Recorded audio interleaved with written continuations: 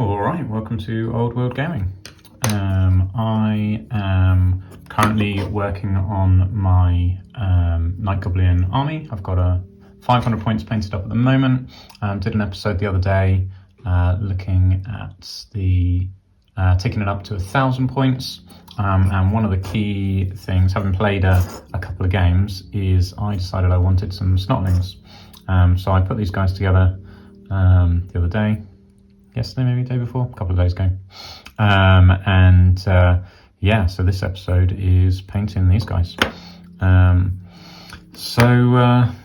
I'm just gonna crack on and do it, I think. I'm gonna start, so I tried, on my Night Goblin War Boss, I painted his skin brown first. I don't know how much difference it made, but I've got these guys are gonna need brown on their weapons, brown on their base. So I figure I'm just going to do a brown coat over the whole thing, basically, as a bit of a base coat, and then we'll work up from there. So to do that, I'm going to use Rhinox hide, and it's going to be quite a watered down base coat as well, for this layer anyway. So yeah, that's going to be this first stage. Probably need some more in a bit, because I think there's quite a lot of surface area on these guys, because obviously there's like 6 individual models on there plus the base. It's covered in sand, which also has a lot of surface area. I think I need a bit more paint in that. It's got a little bit too much water in, I think.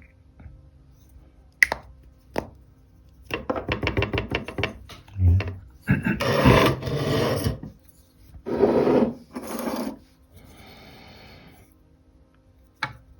Oops. Yeah, it was quite interesting putting these guys together to find out that I didn't look at most of the bases, but one of them, as I was doing it, happened to notice that it said 1985 on it, and that does make him almost as old as me. And I imagine it's probably will be one of the oldest models available if they do re-release him. It was that guy there with the net. Can you see that? Yeah, just about. So it'd be interesting to see if he comes back out. But a lot of these guys are really old. You can tell because they don't look anything like modern greenskins. I mean, this guy's got a weird face. This guy's got like it looks a bit like a classic orc face almost, just with a teeny tiny nose. So they're quite higgledy-piggledy. And seems like there wasn't a kind of they hadn't settled on a design for them, and it was early days, right? Because 1985 was only a couple of years after Games Workshop was launched, and they weren't even just doing their own stuff back then, from what I understand. And I'm no expert on this by any stretch. There are a lot of far more informed people than me, so maybe just don't listen to anything I say. But from what I understand, like Marauder miniatures, I don't know if it was Marauder miniatures. Could have been Marauder miniatures, but yeah, they started making their own miniatures under a company name. So yeah, there you go. All that to say, I don't really know what I'm talking about.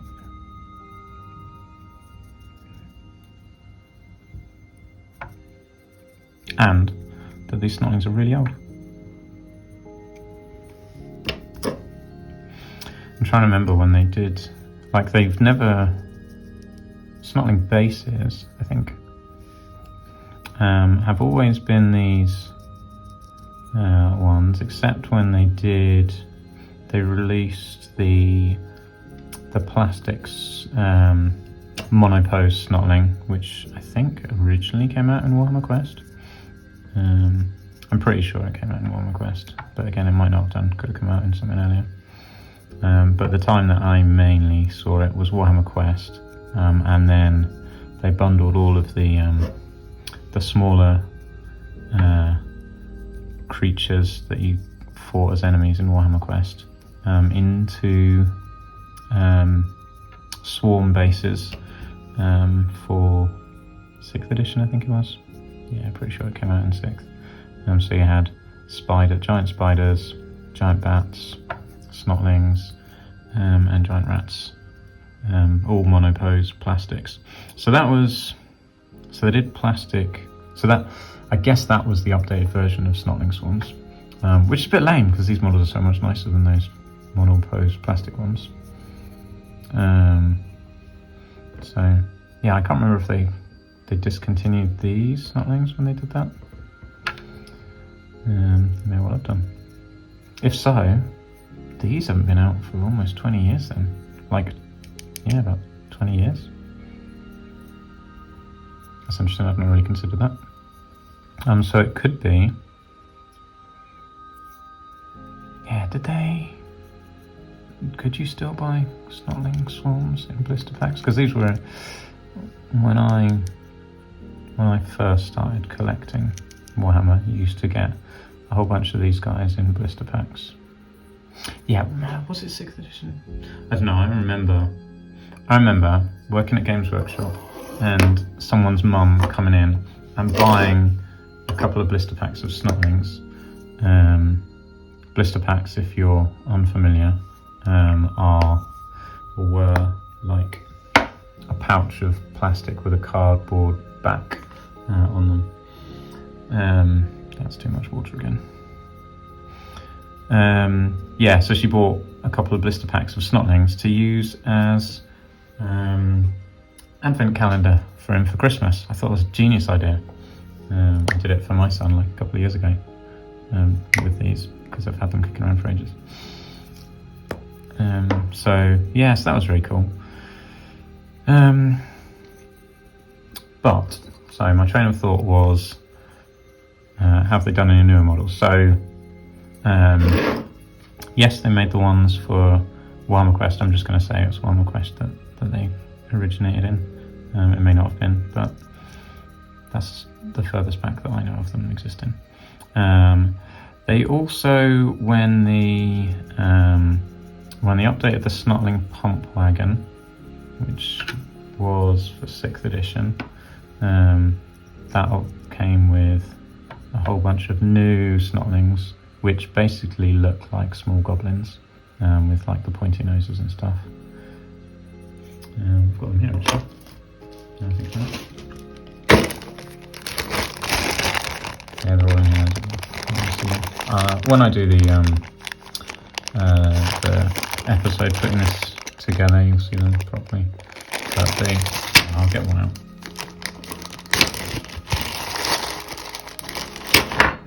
There we go. So they've got like proper, more modern goblin faces. They look like the 6th edition goblins anyway. So yeah, he's got a bit of a bent spear. So that pump wagon came out with new crew to go with it that obviously had the 6th edition aesthetic.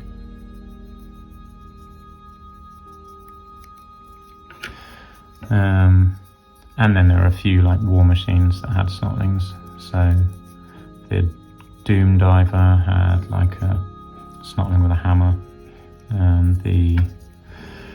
So this is 6th edition. The 6th edition Rock Lobber had a snotling sitting on top with a flag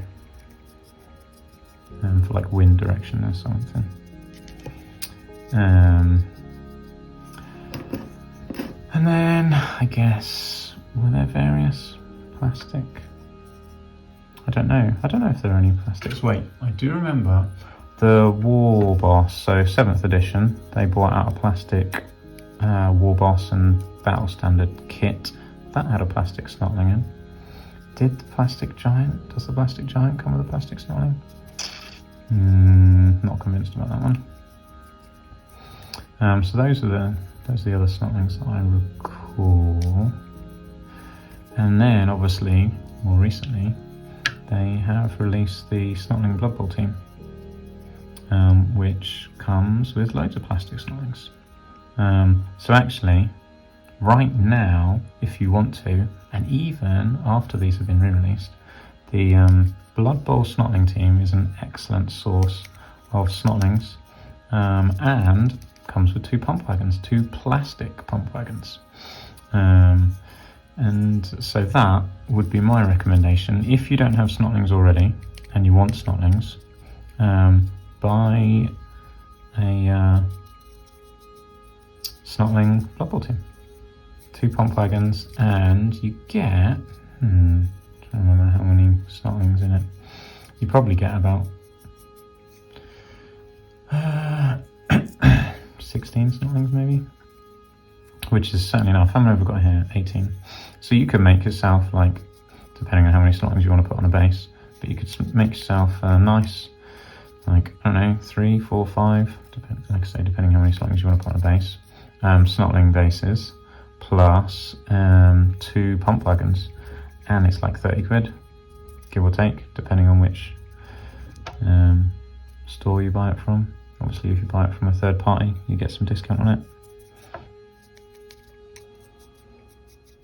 So yeah, that'd be my recommendation, and they're official Games Workshop models, so you don't have to worry about them being like banned at tournaments or something.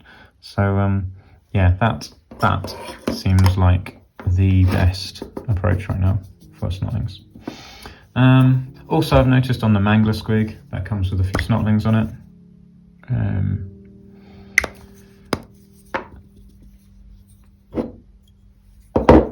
Sorry, I got distracted by painting.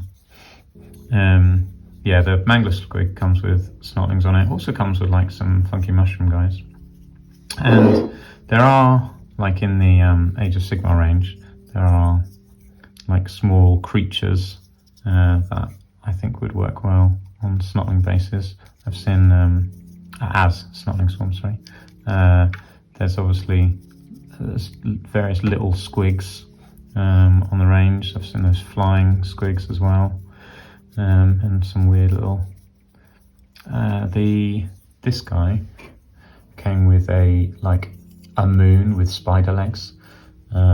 So I might at some point, if I want more Snotling bases. I mean, I've got a million actual Snotlings, but I was thinking might be quite cool to have Snotlings in my Squig warband, or yeah, Snotlings in terms of rules in the Squig warband, but they have to be like some sort of faster looking creature, so like that moon with spider legs. Maybe might be able to green stuff some little squigs.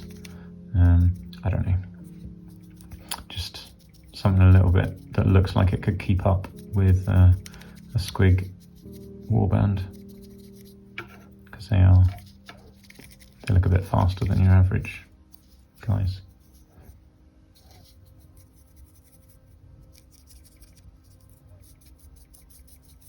But arguably I don't, if I'm making more Snotling bases, I could just use the plethora of Snotlings that I've actually got, rather than some stand-ins.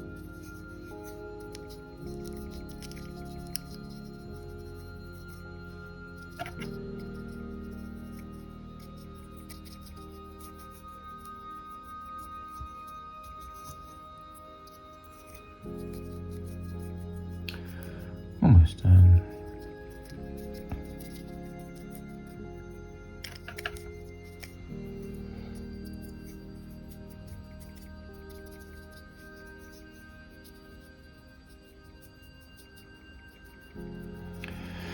Once I've done these, I will pause the video and leave them to dry for a bit, because I don't want to be getting brown mixed with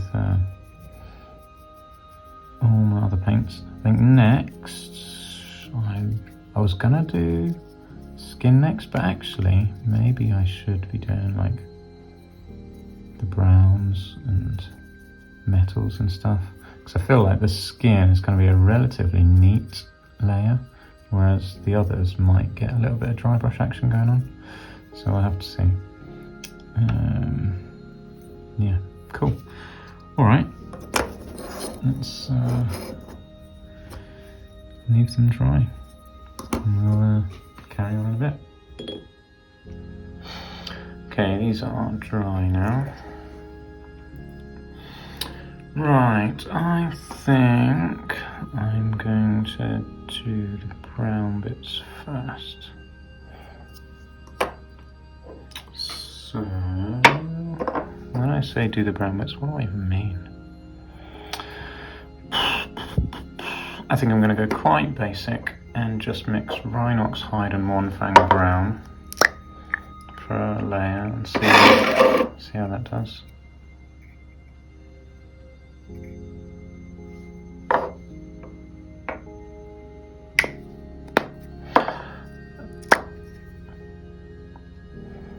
These guys could take a really long time, but I don't want to. I don't want to take a long time on them.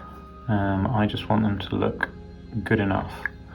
And the key thing that will make them look good enough is getting their base right. So if you watch the episode painting the mortar crew, just by giving them good bases, kind of made them look good. At least I think they look good. You can tell me if they don't look good. But I think they ended up looking good, and the key thing that made them look good was their bases. You can tell that because they basically weren't painted, and they were literally just black with their faces done, and their bases. But doing a good base makes a model look good, even if it's basically unpainted. They were literally unpainted, I would say, and they look good. So there you go. Go back and check it out and see if you agree.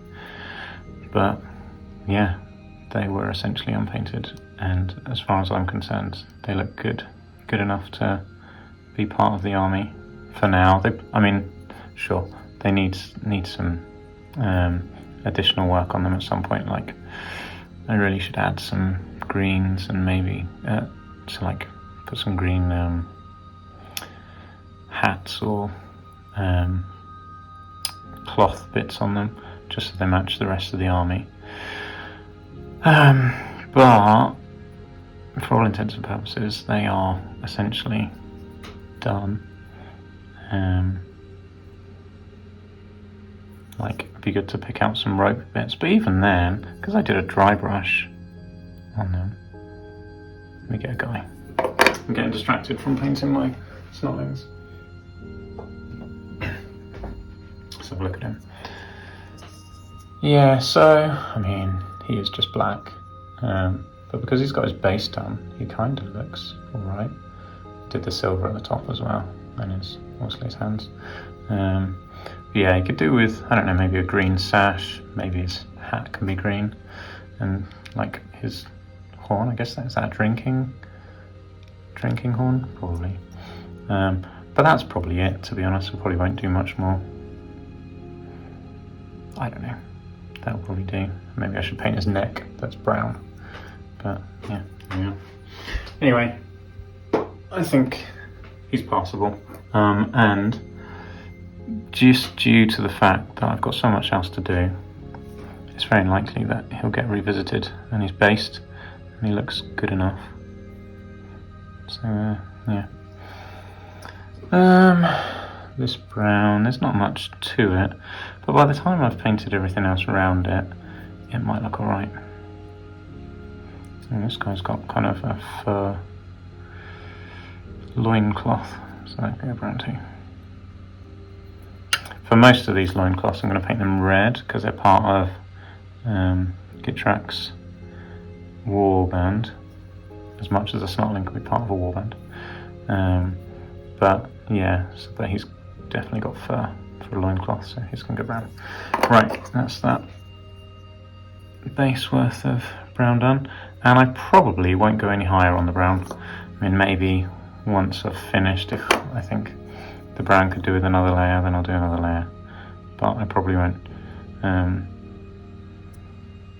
Yeah, that's all I have to say about that, really. So you'll notice that I'm not, you can see I'm leaving quite a gap between the the hand and where I'm painting, so either side of the hand I'm leaving a gap, and that kind of helps to give an element of like natural shadow, or what looks like natural shadow,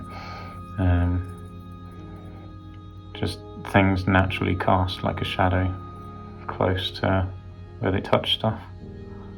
So that's the intention, is to leave those areas, and yeah, it works. So again, not much more to say on that, but it just works.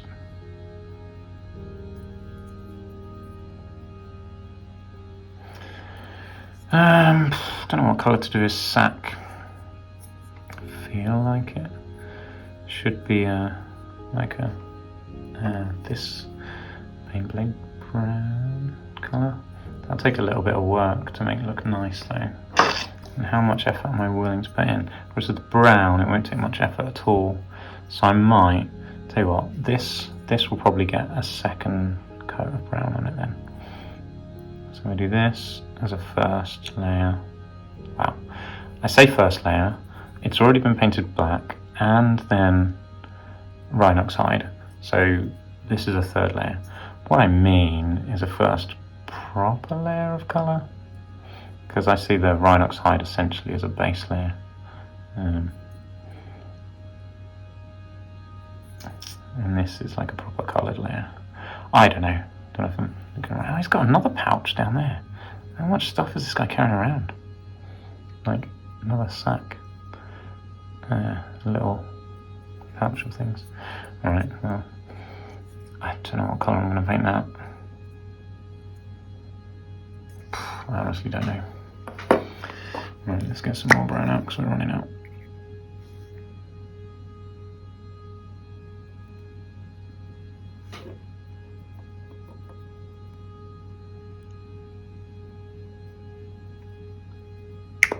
That's a little bit lighter than the last batch, but never mind.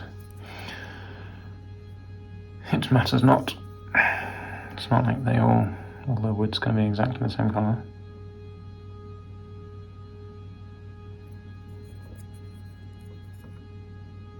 Even though that's two different colours on this same guy.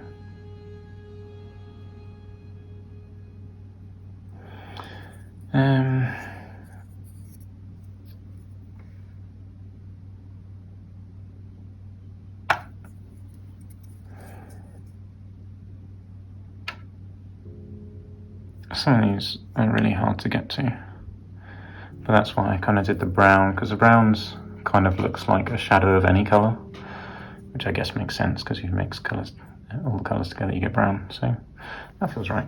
Okay, last one for the browns.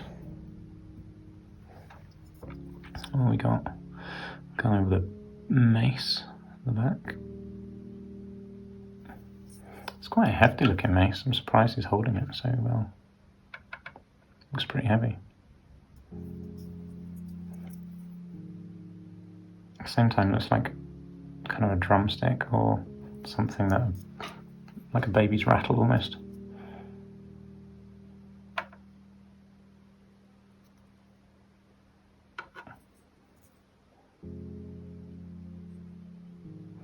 It's a good job I'm only doing like suggestions of colour, so I can't really paint that guy's axe particularly well anyway.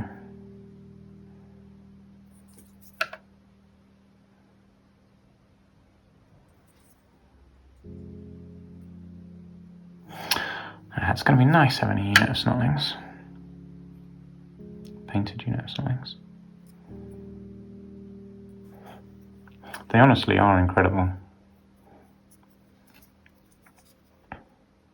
Like, I was very surprised when I read the rules and saw that they'd gone up to 6 wounds.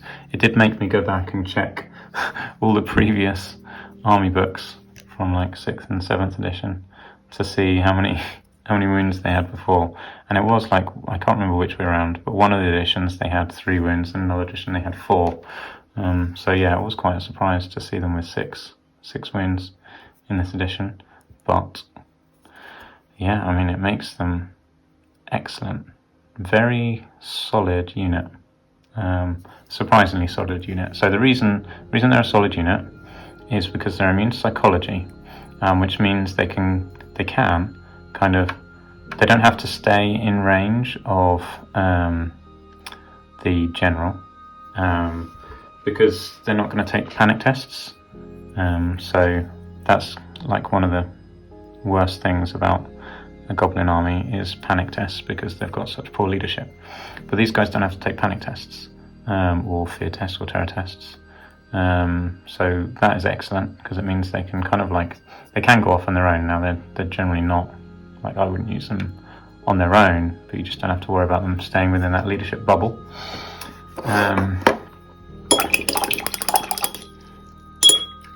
I'll continue on my train of thought in a sec. Let me just work out what colour I was going to do next. I think I will do these nets. And they're gonna go, I keep wanting to say Graveyard Earth, Baneblade, brown, but I need a mid layer, I think. So, I might try just using the paint that I've got down here. Might be a little bit light. Yeah, probably is a bit light. Okay, we want a darker brown.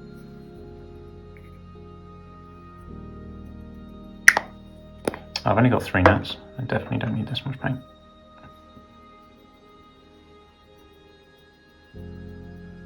It might be too dark still, but it's fine. It's lighter than that. Yeah, way darker than that. So that's fine. Right, let's quickly put these on. What was I saying? Oh yeah, why are Snotlings awesome? Okay, so 6 wounds a base.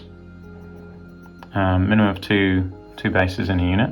So that means you've got like at least 12 wounds for your unit of Snotlings. This is quite light a colour, but maybe it's going to be fine. So yeah, with 3 bases, which is what I'm going for in my unit, my swarm, that gives them 18 wounds. Now, sure, they're feeble. They're what? Toughness 2, no armor save. But there's 18 wounds. They're unbreakable. So in order to actually, like, they won't flee. They're not going to run away. They'll just fall back. They're 2 inches, right? So that's the worst result they can have in a combat, unless you kill them. It's just falling back 2 inches. Immune to psychology and unbreakable. Or it's the unbreakable that does that. So, yeah, which means that anything that charges them, they're not going to run away from. So like terror or anything like that, because they're immune to psychology. And they will basically bog down any unit that charges into them. Because, like, I don't know of many units that can do 18 wounds. Sure, there probably are some, but then 18 wounds, not just 18 attacks, 18 actual wounds. So you've got a hit and you've got a wound, so you're going to have some number of your attacks that aren't going to hit, for the most part. And then some number of your attacks that aren't going to wound, again. So even if, let's say, you're hitting and wounding on 2s, these guys are like weapon skill 2. So if you're weapon skill 5, and most things aren't weapon skill 5, but let's say you are weapon skill 5. Is it 5 to hit on 2s? Yeah, I think it is. So you're weapon skill 5 to hit on 2s, and your strength 5? Strength 4? Strength 4 to wound on 2s. So even then, even if you had 18 attacks, you'd miss with 3, and then like fail to wound 2. So that's still, you still, what, an entire base with almost all its wounds left. So yeah, I don't know, it's just a lot. Like 18 attacks, how many guys can you get in base contact with this? I don't know, depending, it'd be like 1, 2, 3, 4, 5 or 6 maybe. That's 6 guys with 3 attacks each, which obviously they exist. But I don't know what has got what kind of normal infantry has got that many attacks? Corn warriors? Like witch elves do, but they're just not that strong.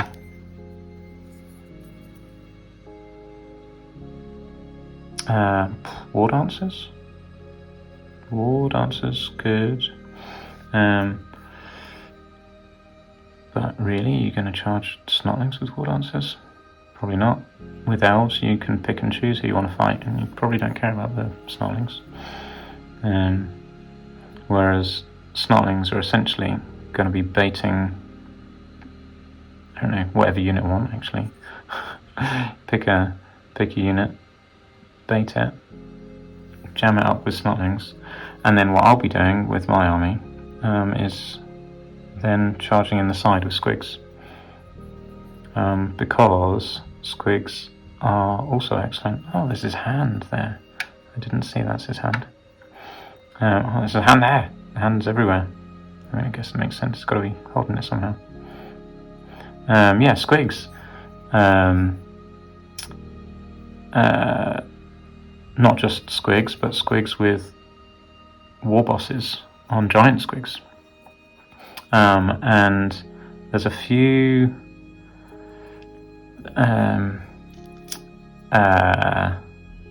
like a perfect storm of abilities that make squigs really good. Squig hoppers particularly is what I'm referring to.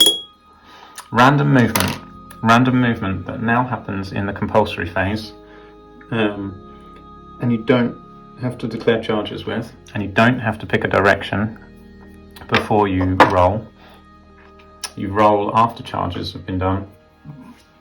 Roll your movement, and then once you know how far your movement is, you then just move it. And if that's into an enemy, that's into an enemy, and it counts as charging. And that is ridiculous. It just is ridiculous. Because if you don't roll far enough to make the charge, then you just move to the side of the unit that you want to charge, right? Out of their line of sight. Particularly if they've charged into snotlings. Or if you're setting them up for a charge into snotlings, your squigs can just move to the side so that when they charge the snotlings, you can go into them. And that's what happened in my last game, and it worked particularly well. Right, so this is Baneblade Brown, just directly over the top of this. Dragged lightly so as not to go in the holes, and hopefully that'll look alright. And if it doesn't look alright, I'll put like Angrex Earthshade or Null Oil in it. Probably Angrex Earthshade in this, but it looks like it's going to look okay. As okay as it needs to look for a snotling swarm. I don't know if I can even reach in there, and if it's even needed. Okay, yeah, that's one net. Yeah, so squigs, the good things about squigs, they are skirmishers. They can be open order, so they can use open order or skirmish. I'm not sure, I don't know why I would use open order.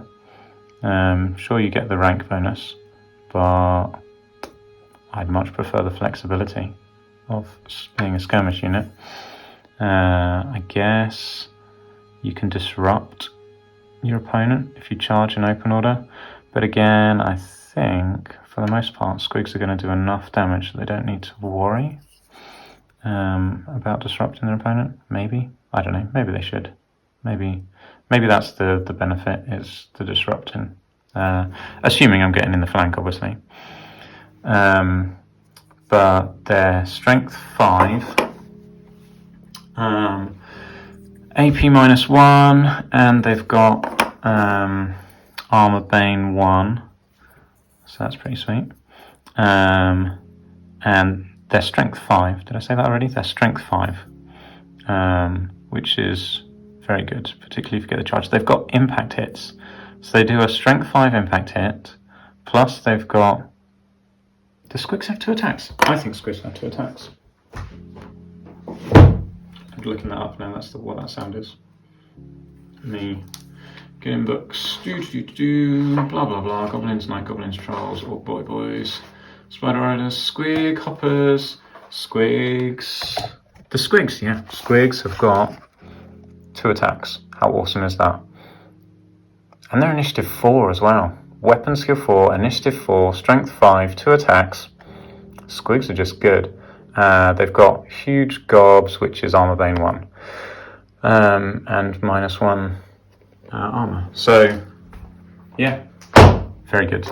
And that's just the normal squigs. What really makes the squig unit good is having a war boss on a giant squig, because they've got D3 impact hits and killing blow.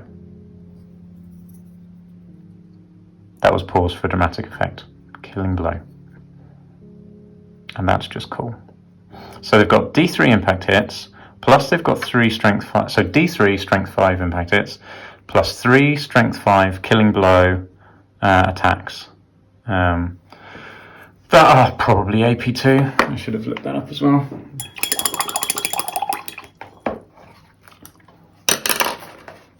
Cave Squig, AP1, Armor Bane 1, Killing Blow. Yeah. And they've got Armored Hide as well, and give your character an extra wound. Yeah, 3 weapon skill 5. Yeah, so they're basically the same stats as a Squig. Same stats as a Squig, but they've got 3 attacks. They're initiative 3 rather than initiative 4. Fine. Killing Blow. Yeah, so good. And weirdly, the squigs hate dwarves as well. So, whatever. Which, yeah, added little bonus there for when you're fighting dwarves. Okay, great. So we've got some nets done. I'm not sure how great those nets really look, but they'll look better once the whole lot's done. Right, let's do the metal now. For the metal, I am going to mix some black with my chainmail and make a dark metal for the first layer, because I don't have a dark metal, and even if I did, I'm not sure it would be dark enough for my liking, in my experience anyway. Had some lead belcher, but my son's used up most of it anyway, and what's left is quite gunky. It's probably dark enough. That is probably about lead belcher dark, actually. How does that compare with the actual colour? Yeah, that's fine. Right. Is that going to be enough metal for all of my weapons? Probably. That's probably fine. Okay, so we do have quite a lot of weapons out. I missed the end of this guy's bit of wood sticking out around his hammer. Never mind. This guy's got a massive spear. It feels massive anyway. Maybe it's just because it's chunky compared to him. Probably shouldn't have done that guy first, because I'm getting my thumb all over his hammer. This guy is like a fanatic with his ball and chain. The reason I'm doing the metal first, or the weapons first, is because I have to go in between like their hands and stuff. My initial thought was I'm going to do the skin first, but I realised I would get like paint all over their skin when painting their metals, trying to get in between their hands and stuff. A couple of reasons for that. One, these guys are tiny, and I'm doing it quick and therefore a little bit messily. Two, they're all clumped together and really hard to get in between. So yeah, that's a recipe for mess, really. So there we go. I quite like the fact that I've used the brown, because everywhere that I miss looks like a nice kind of shadow. So that's good. That was the right move, in my opinion anyway. And it's only my opinion that matters right now, because they're going in my army. I mean, it's nice if you guys think they look good too. But I need to try and not get... See, that annoyed me, that I just got that bit of silver on his spear, but I can pretend in my head that it's a nail, So there we go. That made me feel better straight away. That's convenient. No, I didn't put a brown bit on the end. Oh, never mind. Like, my snotlings are basically never going to be scrutinised. Well, I say that, but I'm literally putting this on the internet, where many people can see it. And I say that loosely, because who knows how popular this video will actually be. But there we are. I reckon at least hundreds of people will see it, which means maybe hundreds of people will scrutinise it. There we go. Never mind, it's fine. I should do their puffballs next, I think. That they're holding in their hands. Like kind of fungus, mushroom things. I think they're puffballs anyway. And they release spores that annoy the enemy. They're like, oh yeah, that's something else snotlings have got. They've got strength 2 throwing weapons, multiple shots, so they get 2 shots per base. I'm sure that's only 6 shots, but that's more shots than none. But they can march and fire because they've got quick shot, I think it is. Whatever it is that lets you march and fire. Maybe it's just throwing weapons, I can't remember. But they can march and fire. They can stand and shoot at any range. I can't remember if they might not get any penalty for moving and shooting, which is good because they're like ballistic skill 2. So they're probably never going to hit with anything, and they're never going to wound with anything.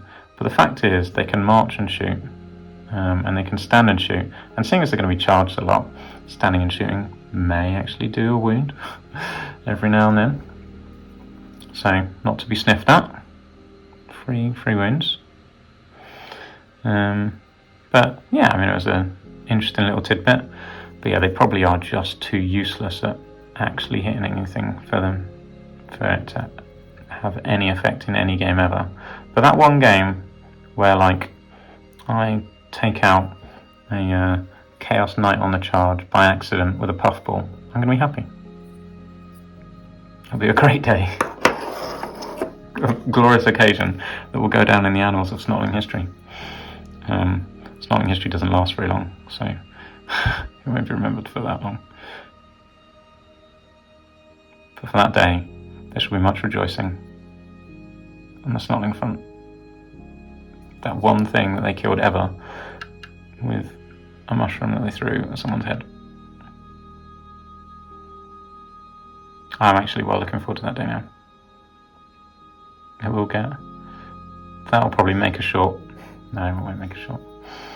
I'm not. So here's my approach for my games that I play. This is my current plan anyway, is just to be taking photos and then to do a playback, kind of battle report-esque, and just say like, look, here's what happened during the game. This and this. Here's what armies were fighting. Here's the cool things that happened. That's basically how I'm planning on doing the battle reports, if you like, for my games. I could video them, but I don't know. I feel like I'm more geared to talking through them. Plus, there are people who've got the equipment and the right approach to recording their battles. And I just don't think I'm there. Not yet. Maybe something in the future. But for now, it'll be a talk you through how the games went, what interesting things happened, and yeah, who knows. Maybe make some sort of narrative out of it. I don't know. I don't really know what I'm talking about. But I did, like a couple of years ago, I made a battle report GIF off of the back of a game that I did, and that was quite fun, but very time consuming. Very time consuming. So yeah, I probably won't do that, but I made a narrative and everything. It was excellent. At least I thought it was excellent. Maybe I mean, I've got all the stuff. Maybe I could... no, it's 6th edition. It wouldn't really fit. I don't really know what's going on with this guy's leg around here. That is a weird looking thing. Yeah, not really sure. It looks like his hip's out of joint. Okay, is that all the metal done? That's all the metal done on there. It's all the metal done on these guys. All the metal done on these guys. Oh no, it's not all the metal done on these guys. This guy, the guy with 2 sacks, is also holding a little dagger, which I spotted the other day. I only spotted it because I was looking at my son's snotlings, and he didn't spot it either, and it's just painted green. My son used has a white undercoat on his stuff and uses the contrast paints, so a lot of stuff just gets missed that would otherwise be spotted. But then I can't really talk, so I only just remembered that it was there. Cool, alright, that's that layer. Alright, I'm going to do a second layer now, just to make it look a little bit shiny. I don't know if you can see that, it's so gloopy, so old. I mean, you can tell it's old, it's in an old pot.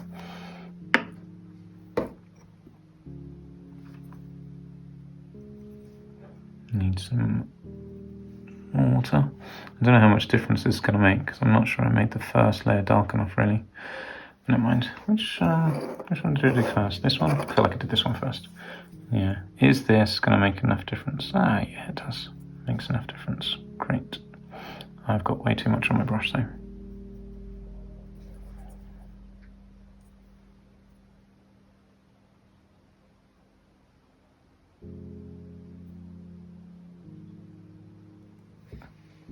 That's all right, doesn't it?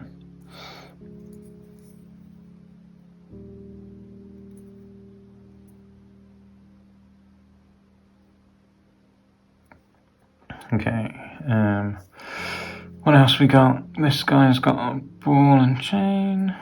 How to paint this? How to add a bit of highlighting onto it? Yep, it's just very basic. A little bit of highlights going on.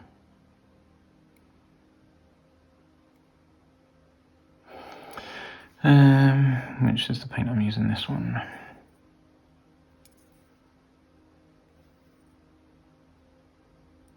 Oops, got some more metal on the side.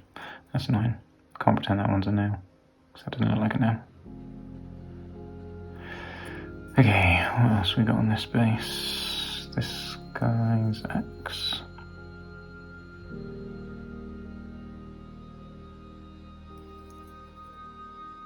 Literally just going around the edges with this paint.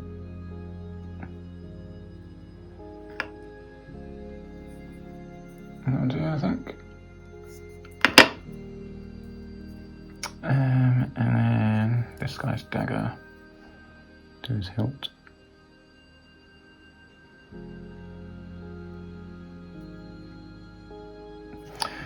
Cool. That paint is drying really quick.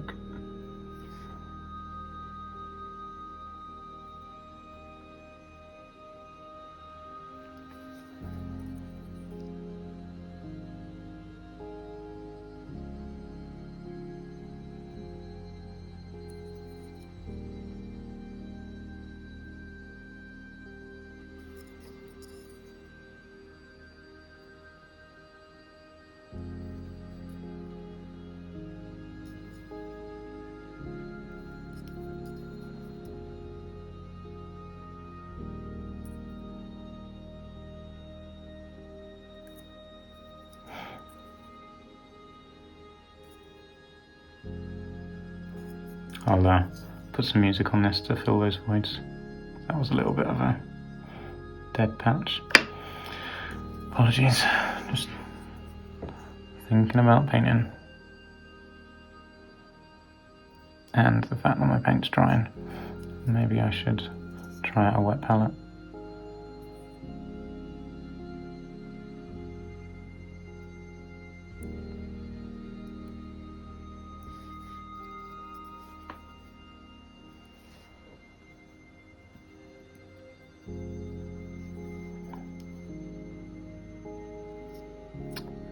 metal on there? No, I think that's all of it.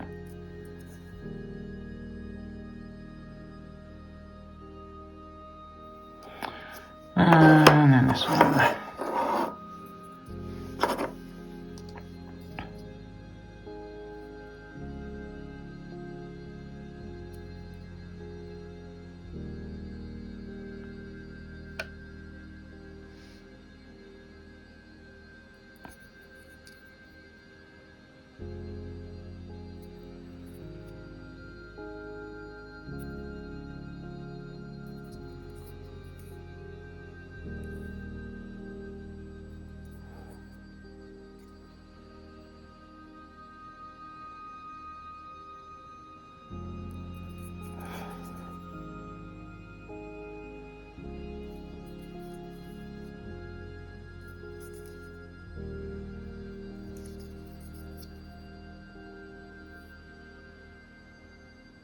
I think my next thing will be to build the mangler squig. I'm quite looking forward to trying a mangler squig out. I got quite excited. I can't remember which episode it was. I think it was the creating the 1,000-point army list. But when I saw what mangler squigs like stats and abilities were, they were quite exciting to me.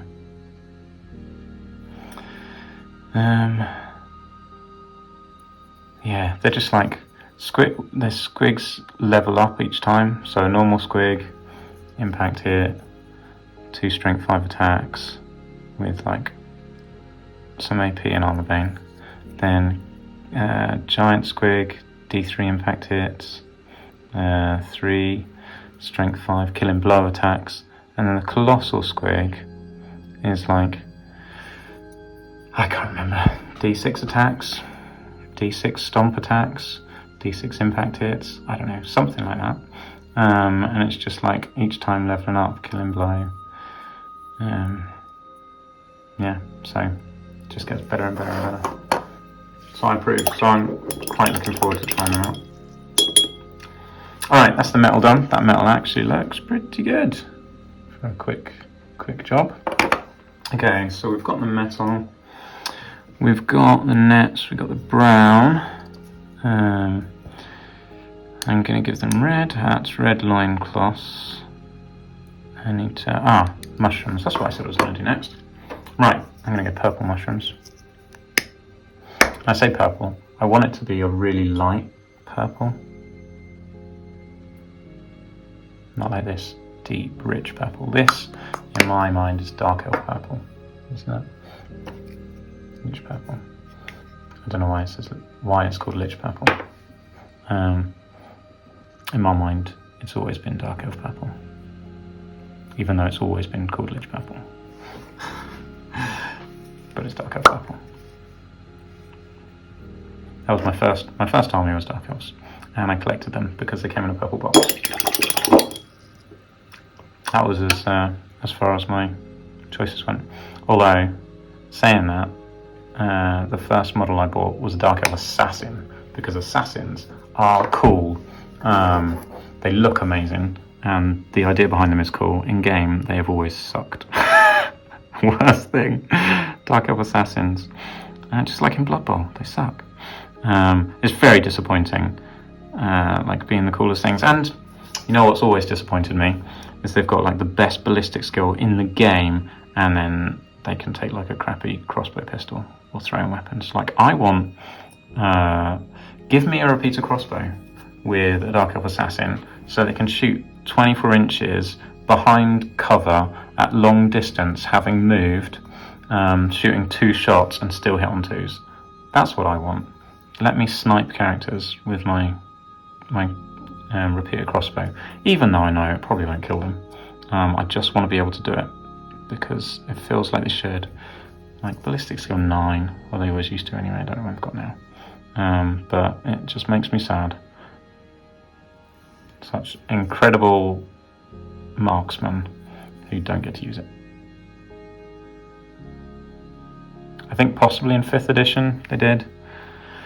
But then you're always starting in a unit anyway, basically. So you're jumping out and just failing to kill a character and then dying. I feel like assassins should be good at killing characters and they just generally aren't. But then they'd have to be priced really high. Maybe that would make me happy, just make them expensive and make them good. I'd be happy with that. Just make them ridiculously expensive. Very happy with that. I would take them just because I love assassins. I thought the best move, and I never really played it, but 8th edition where you could, I feel like you could have an assassin in every infantry unit. And that certainly incentivized me to make a Dark Elf infantry army list. I feel like I played like one game of 8th edition. And I got quite a few of the army books and everything. I really liked and they started it in 7th edition, I'm sure. Pretty sure, or was it 8th edition? Where they started including loads of special characters. Was it 8th edition? Could have been 8th edition. To be honest, even though I only played like one game of 8th edition, I definitely read the Dark Elf rulebook a bunch. Yeah, maybe it was 8th edition. It must have been, because I never really played much, but I remember having like special characters. They put like all the old special characters as unit upgrades, and that was a genius move. So I could have like Tolerus of Harganeth, Kuran, Captain of the Black Guard, all those kind of characters that they just didn't need to be like amazing. It's just cool to be able to finally have them in the army. But yeah, as far as I'm concerned, that was very short-lived because I basically never played 8th. By the time I was interested again, the world was dead.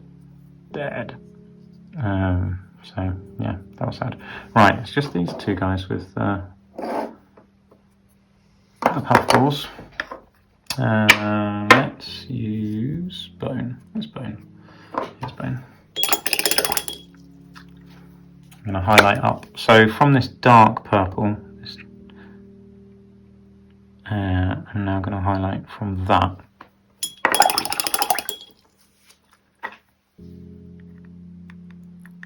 With bone.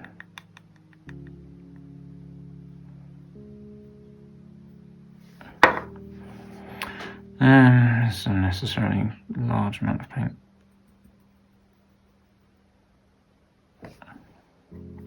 Like made a special pile for it there. Pile? Can you call it a pile of paint? I don't know. And then just completely ignored it. Right, let's put this on here.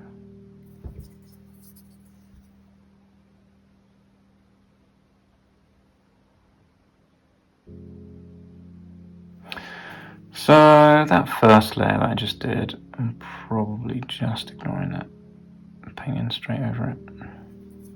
Oh well, never mind. And this is too runny and has gone right into those gaps. Too much into there. I feel like I'm putting a lot of effort into these snotlings that isn't necessary. Or is it necessary? Maybe it's all necessary. Right.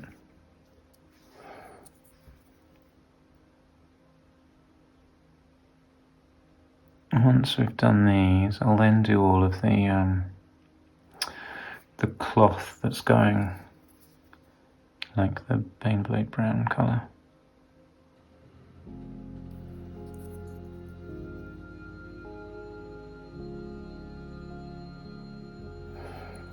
So that's this, and then I don't know what else is going on. I said I'd do another, and should do another coat on that.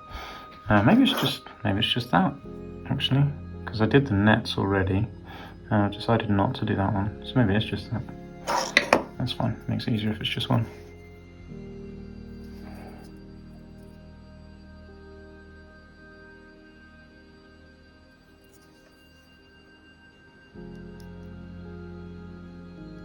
Yeah, these funguses are weird shape. remind me of... I remember having like a circular round, so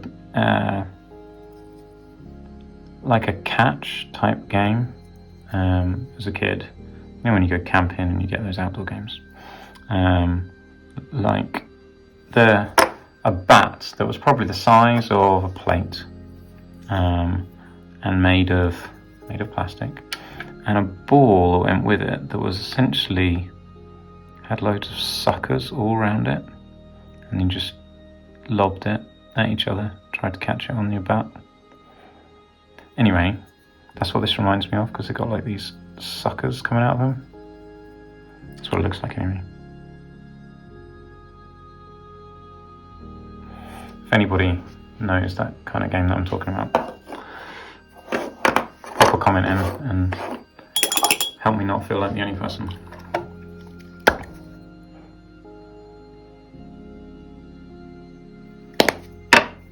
Right, let's do this layer. It's so wet.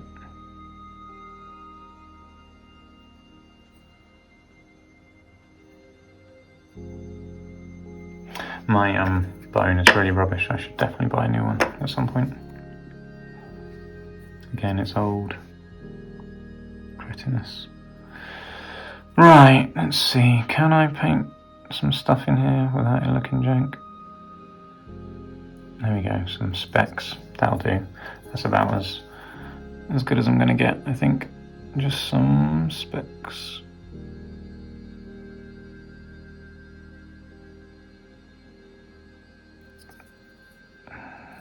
Am I content with the specks?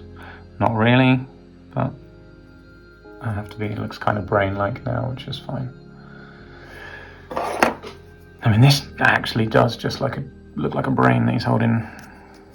I guess probably the colour that I've done it has certainly reinforced that. It does look kind of brain-esque, doesn't it?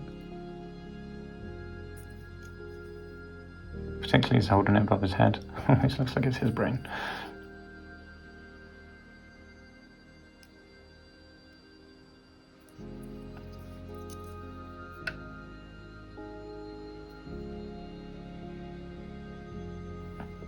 Okay, there we go. We got the brain fungus done. Right, let's put another layer of brown on that guy's sack of brain funguses. Because that's what I'm assuming this guy's carrying in his sack, is brain fungus. As I've now called it. This is quite light. I think I might need a little bit of iron oxide in it. Just a smidge. Just to dull it down a little bit. Take the edge off it. So it's not too much of a contrast from the previous layer.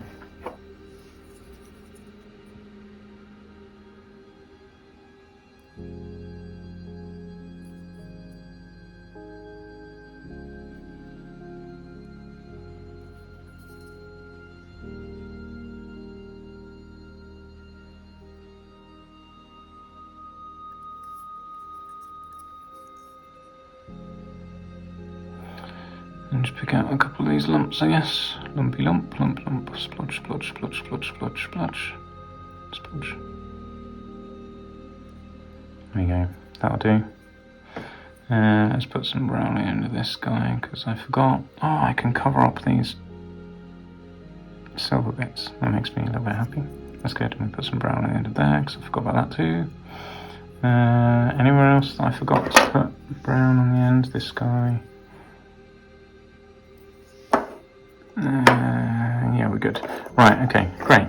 Oh, that felt like a good little addition.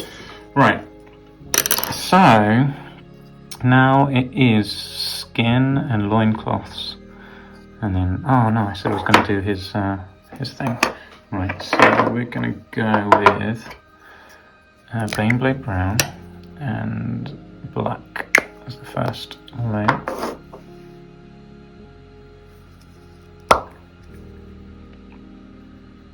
Probably should go Rhinox hide, but never mind. Decided to go black now. That's probably way too much black.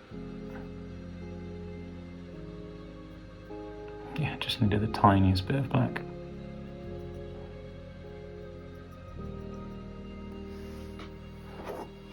It's not even very big.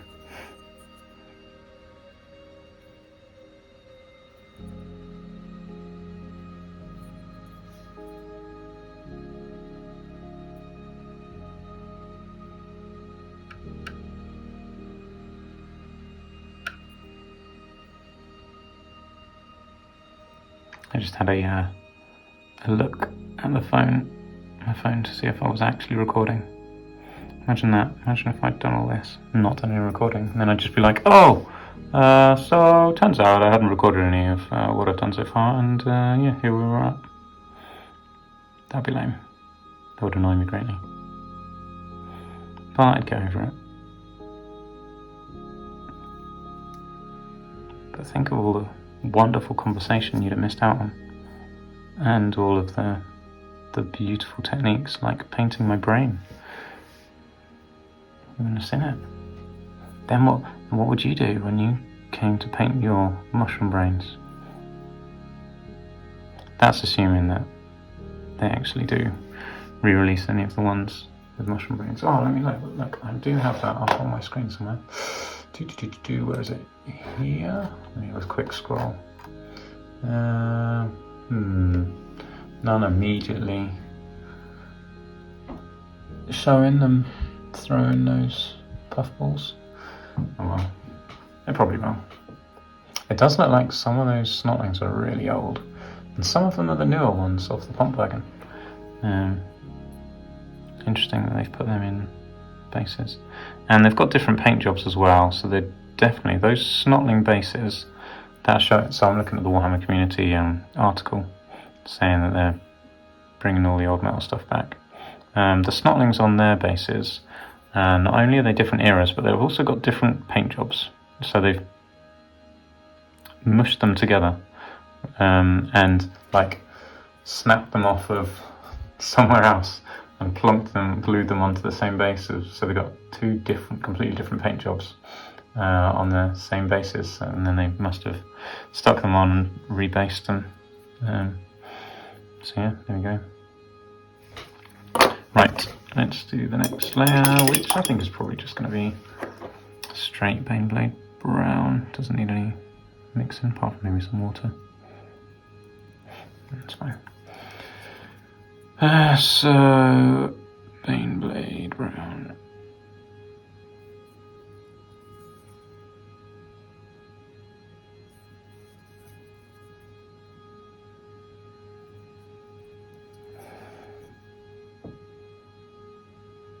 I may even do a third layer. And by third, I mean like fifth. Because I'm counting that first, the layer I've just done is the first layer, and this is the second layer. But it's got black and it's got Rhinox hide. So it's definitely, I'm currently doing the fourth layer, it will be the fifth layer. It feels like it'll be the third layer. In my head, okay, in my head, it's the third layer, not the fifth layer. In reality, it's the fifth layer.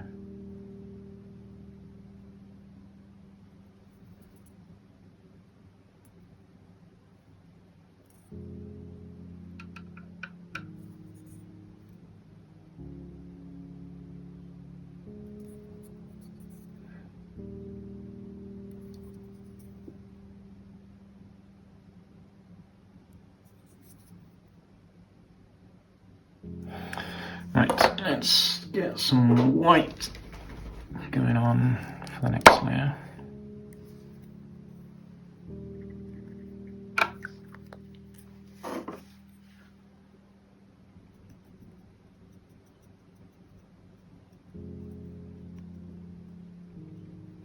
I did say before in one of my other videos, my painting technique basically consists of pick a colour, mix it with black, do that, do the colour, then mix it with white and do that. And that's about as far as my technique goes. That's kind of what I did with the purple as well. And what I did with the silver, except I just didn't do a mix with white layer. Just did a mix with black layer.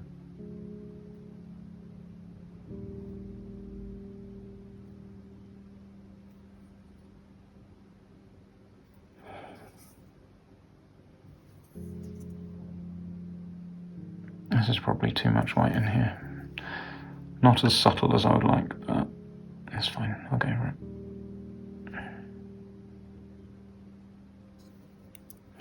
They are just snotlings after all.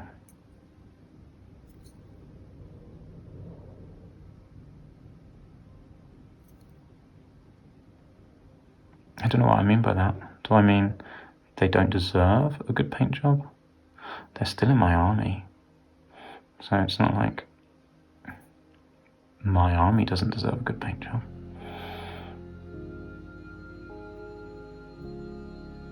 But, as I mentioned earlier, it doesn't really matter how badly I paint these guys, so long as I give them a decent basing, so long as I paint their bases really well, they look good. So even if I paint them really bad, and I'll let you decide whether or not I painted them good or bad, so long as the base is done well, they look good. That is true. Okay, so skin next, then loincloths, I think, and hats. And 2 guys wearing hats.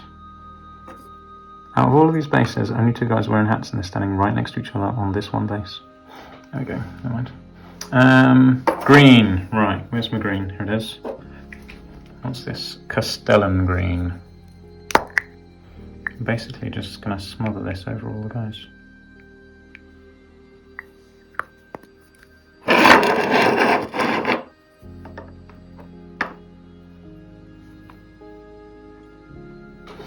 And because I've got the brown layer on there, I'm actually feeling pretty confident that if I miss patches, it doesn't matter. Don't know what to do with our eyes though. I think, to the best of my ability, I will not paint their eyes. However, that's the intention. It may not prove to be the reality.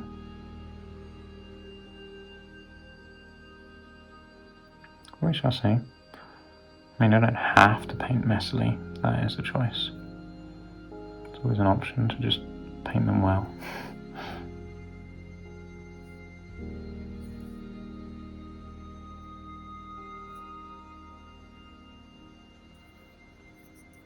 Like, I even tried to paint in his eye then, by accident, not realising it was an eye and failed.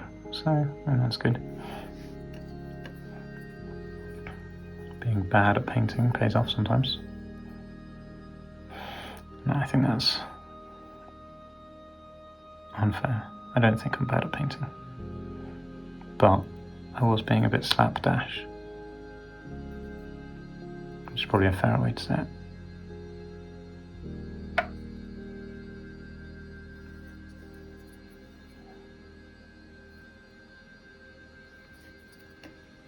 Almost dropped that base then. If you've seen any of my other videos before, you know I drop things often.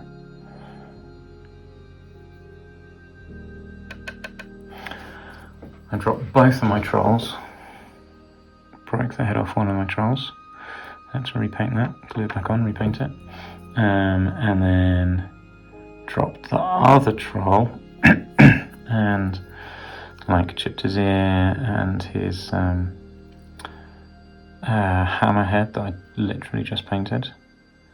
And then I dropped my war boss.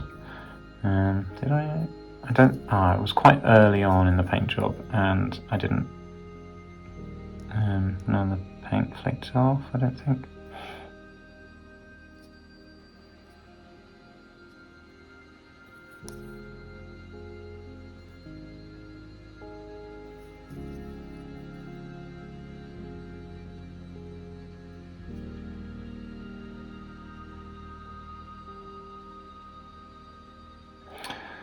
Yeah, I think I've messed his eye up there.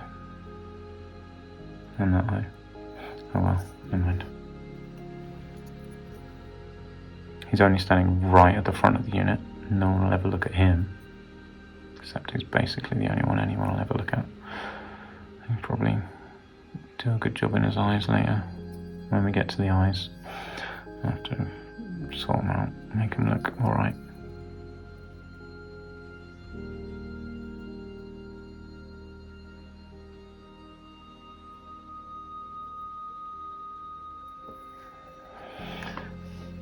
Yes, I do think the brown undercoat was the right move. Oh, just got it all over his loincloth. That's annoying.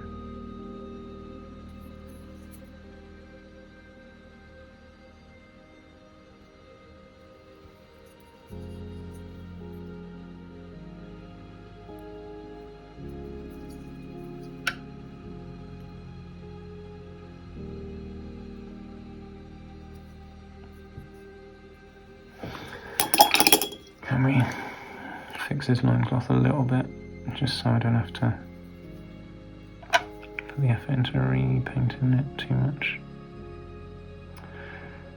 Not particularly. Alright, fine.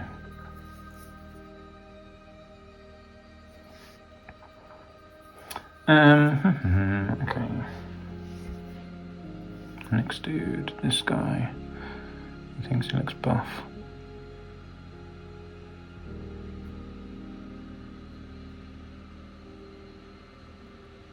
He's buff for a snotling, I reckon.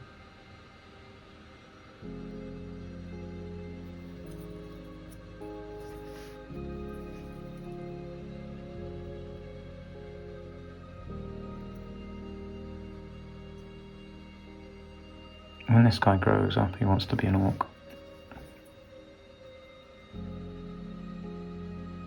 Pretty sure in like 40k lore at some point, snotlings did grow up to be like grots, and grots turned into orcs. I don't know, it was something like that.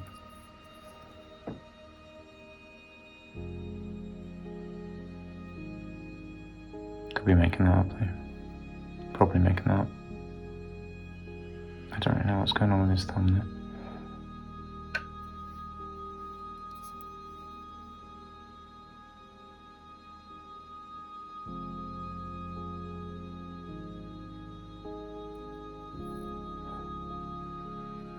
Well, this is how you can tell that I'm doing a quick job, because if I wasn't, I would be putting a lot more effort into painting these guys' skin. But I'm gambling on the fact that by the time I'm done, they'll look pretty good. Just because they're a swarm, and they don't need to look like perfect. And I even think these guys may look better than the ones on the article. I don't know, maybe not. So they dry brushed all theirs, which I could have done, but I just didn't want to do that. I don't know. We'll see. It's probably just really arrogant of me to say that. But I figured that by painting them more properly, I could make them look better. I don't know if they will look better actually. I might have to put a little bit more effort into like painting their faces to make them look as good as the ones on the article.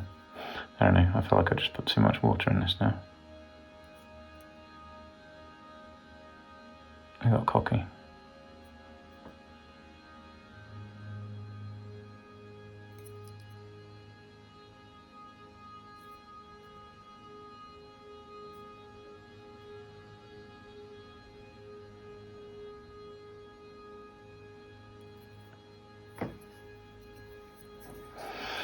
Yeah, too much water in this.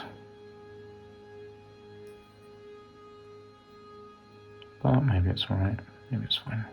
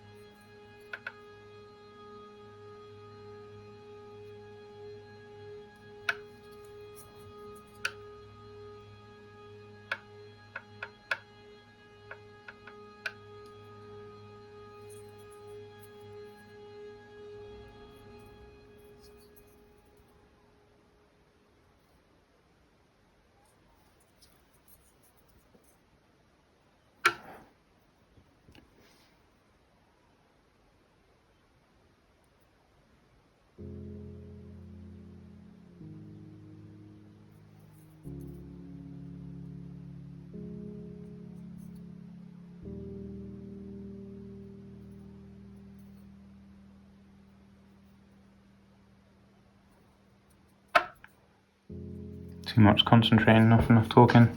Like I say, I'll put some music on to make it sound a little bit better. I feel like that it's made the episodes more bearable now that I've started putting music on them. But again, feel free to let me know feedback on what you think of the music. Is it good? Does it help? Do I need to find different music? Do you like the music I've got? Any feedback is helpful. I quite like this guy, but he's particularly hard to paint.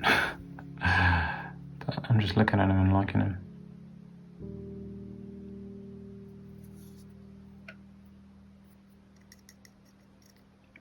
But he is way in there.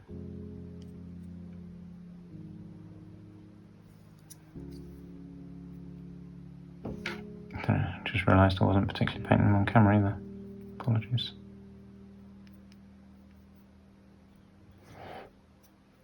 You probably won't miss him much though, it's quite hard to see.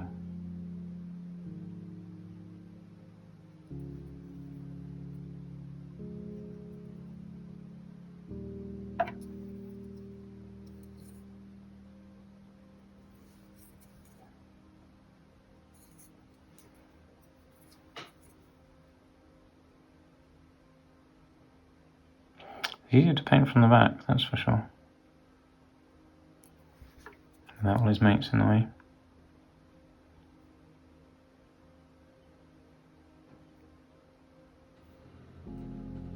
I feel like, of all the greenskins, snotlings are the ones who are most likely to have mates.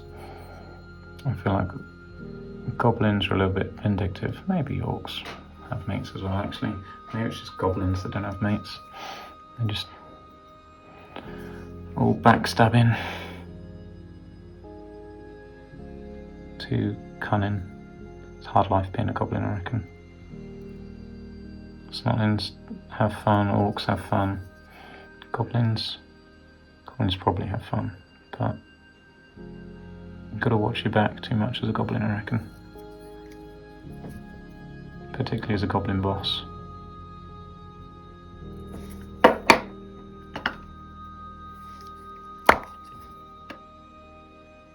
The way I see it anyway.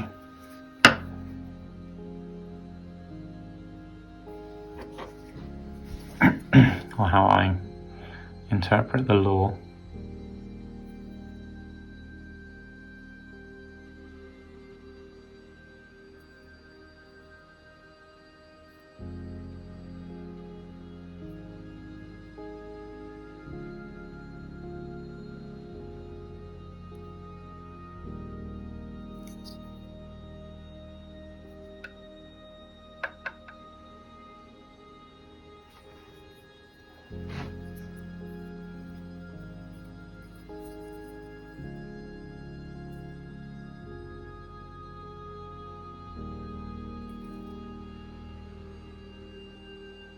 I found myself then just wondering who's actually writing the rules for Warhammer these days, because like previously you used to know.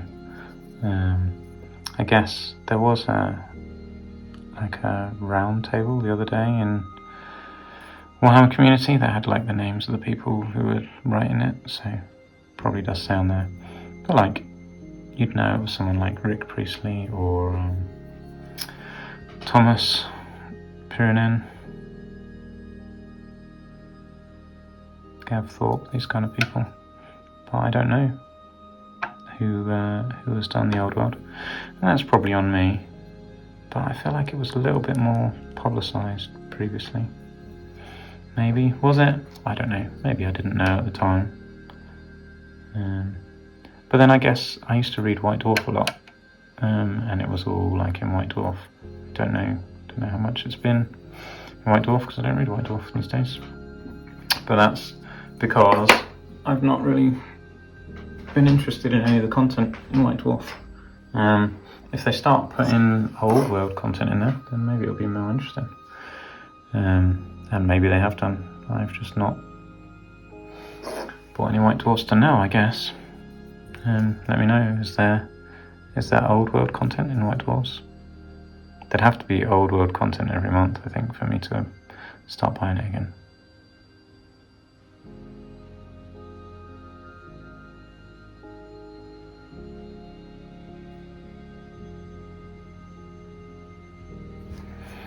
Now, something that would take my hard-earned monies is if they started doing the equivalent of a Stormbringer for Old World. That'd be good. I know that's not actually done by Games Workshop, done by Hatchet Partworks, but yeah, I think that would be excellent.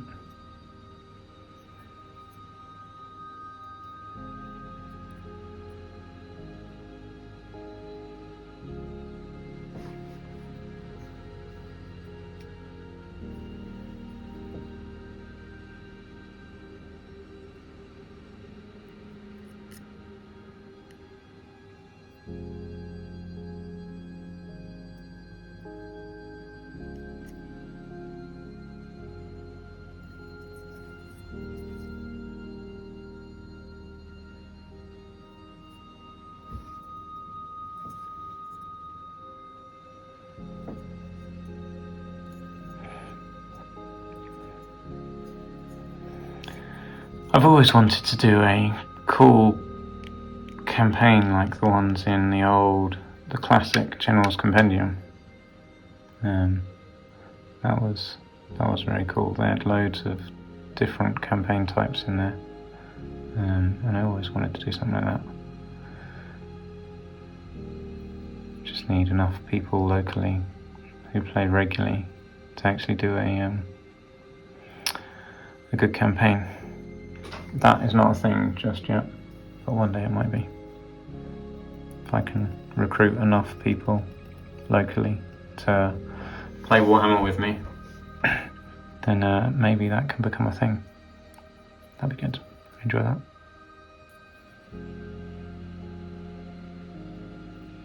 Just need to teach more people how to play Warhammer.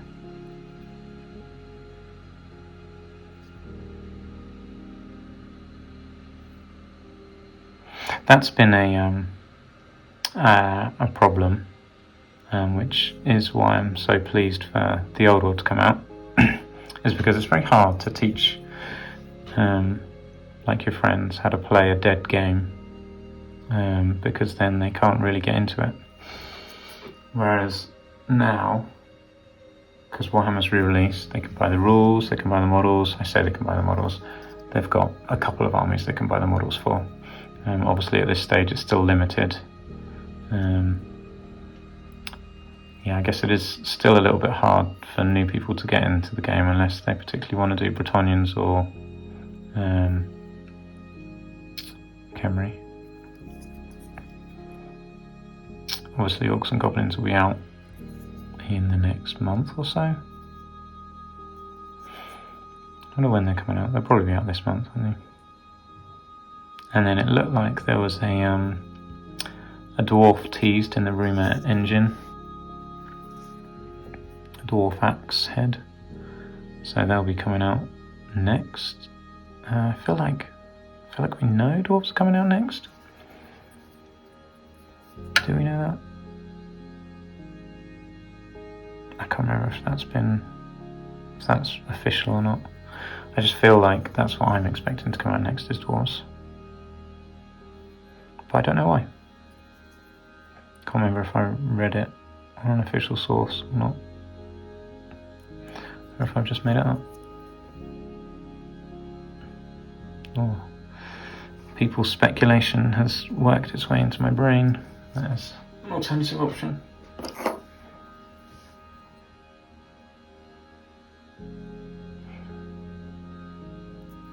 I'm hoping the next layer of skin will be a lot quicker than this one. But then this was always going to be the longest job, was painting the skin, because that's basically what a snotling is just skin.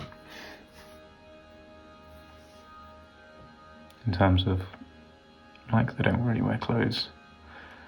So the majority of a model is skin.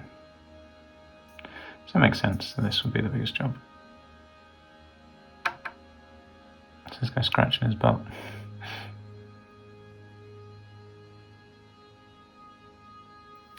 guy sticking his tongue out and a good scratch. The paint's drying up too quick.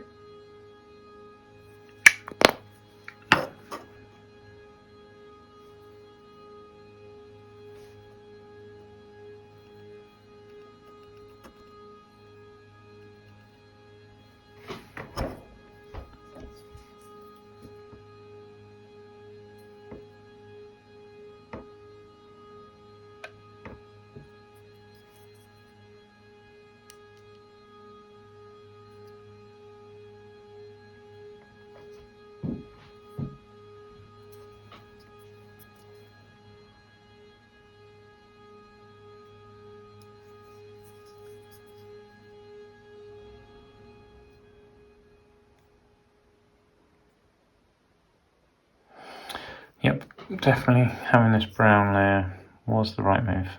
I'm almost 100% certain of it. Because there's so many bits I'm not really getting to properly, but are just going to look like brown shadow, which is good.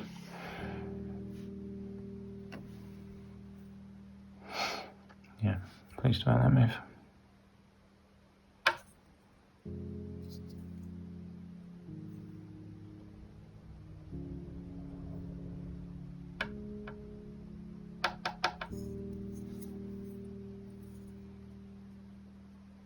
That was my brush knocking the light stand, phone stand.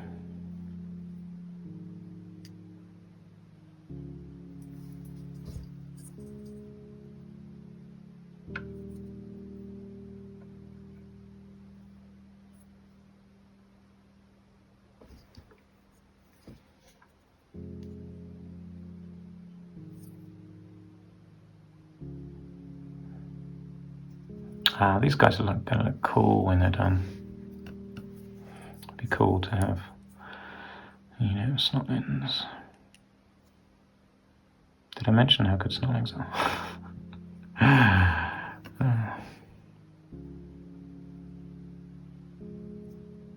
Deceptively good. Because, like, your opponent, unless they've dealt with snotlings before, will just think they are a squishy little unit to go smashing through, and then when they get stuck fighting snotlings forever, they will be sad. I say forever loosely. One turn to tie them up so that something big and hard can smash into the side. That is how to use snotlings properly.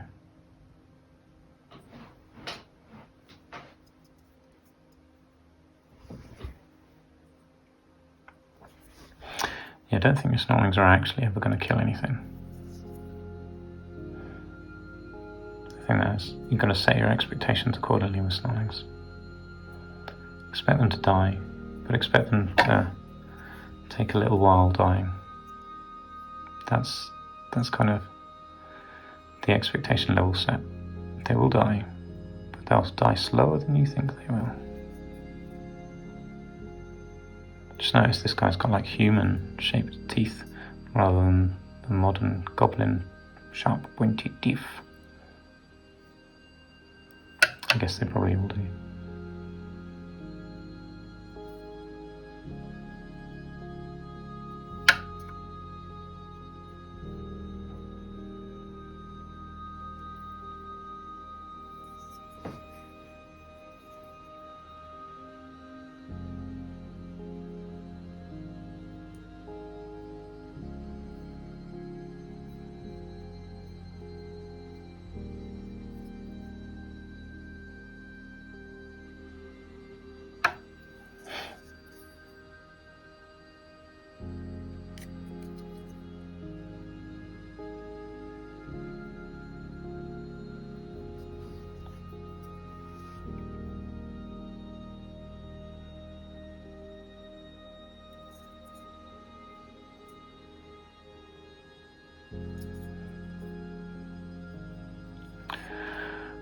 One more snotling on this base.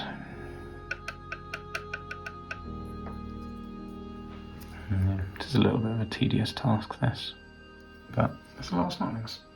Ooh. Getting there. We are getting there.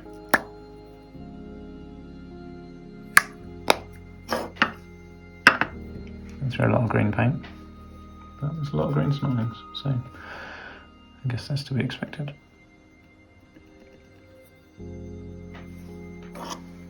Come on, last dude.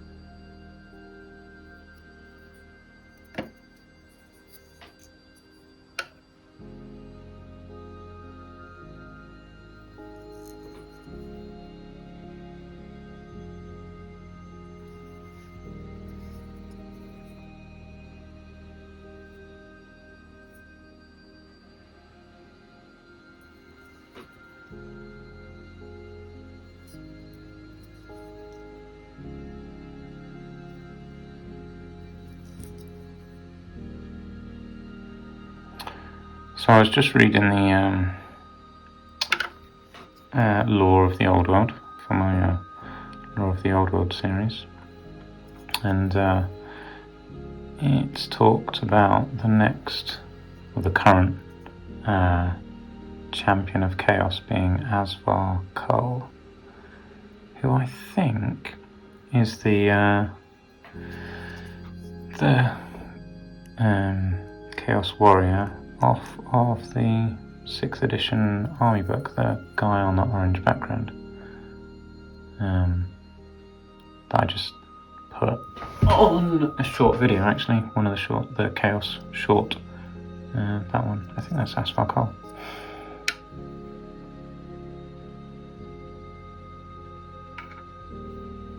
But yeah, sounds like he is going to be the big bad guy for the Prague campaign.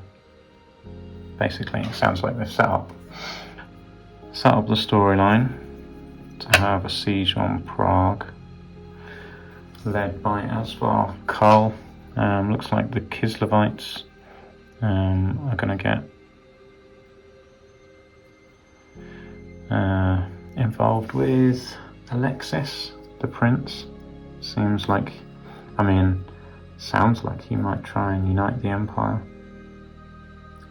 No, pretty sure that ends up being Magnus the Pious, but maybe they become mates or something. We'll have to see how the story unfolds, I guess. Cool, okay, 2 units of Snotlings with their base of skin done. So they're looking good already now. Yeah, we're getting there.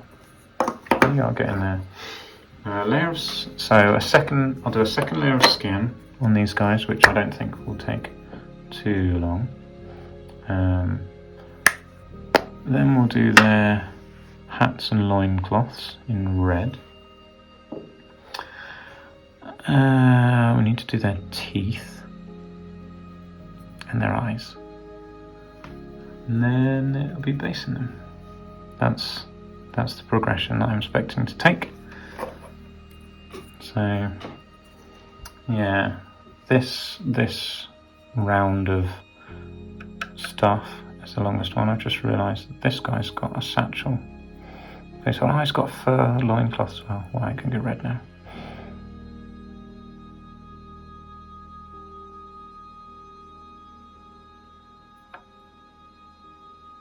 I don't know what happened to his ear.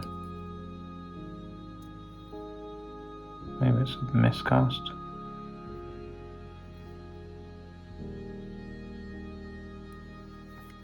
Sounds like a wizard spell miscast, rather than a poorly cast metal model. Not the same. I'm not expecting him to blow up. But maybe that's my mistake. No one ever expected him to blow up. Mahaha. Boom. Like a creeper in snotling form.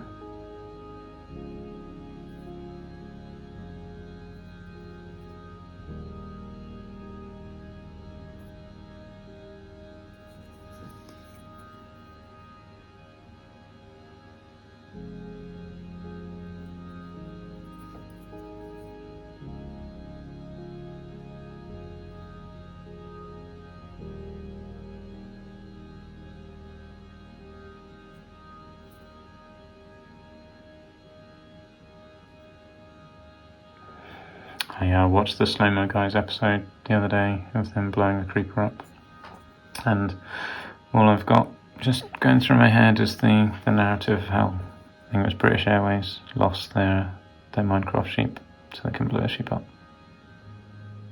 Sad times. I do love a good bit of Slow-Mo Guys. Have done for many, many years. Some of the best ones were the giant balloons that they did. For fun, anyway. But I really liked the lightning episode. If you haven't watched Slow-Mo Guys, I'd recommend it. They are excellent.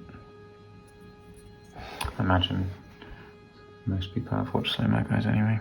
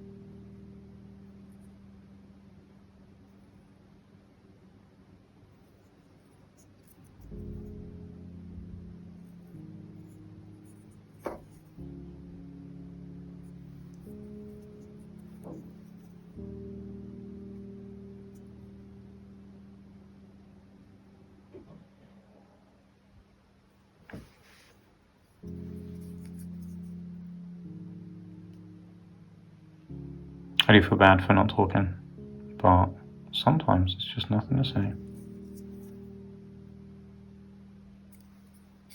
I've explained my plan.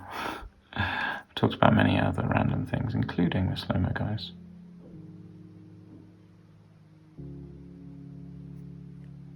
So hopefully the music suffices.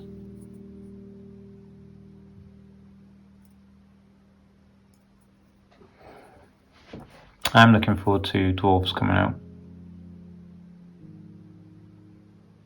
I love an excuse to build up my dwarf army. I've wanted the new Ironbreakers for a long time. I do have 40 of the old metal ones. So I don't really need any more Ironbreakers, but Ironbreakers are cool. And the new models look excellent. However, I don't have any Iron Drakes, so at the very least I can get them to make Iron Drakes. I just really like the new Ironbreaker models. Do I need more than 40 Ironbreakers in an army? No. Do I want the new Ironbreakers? Yes.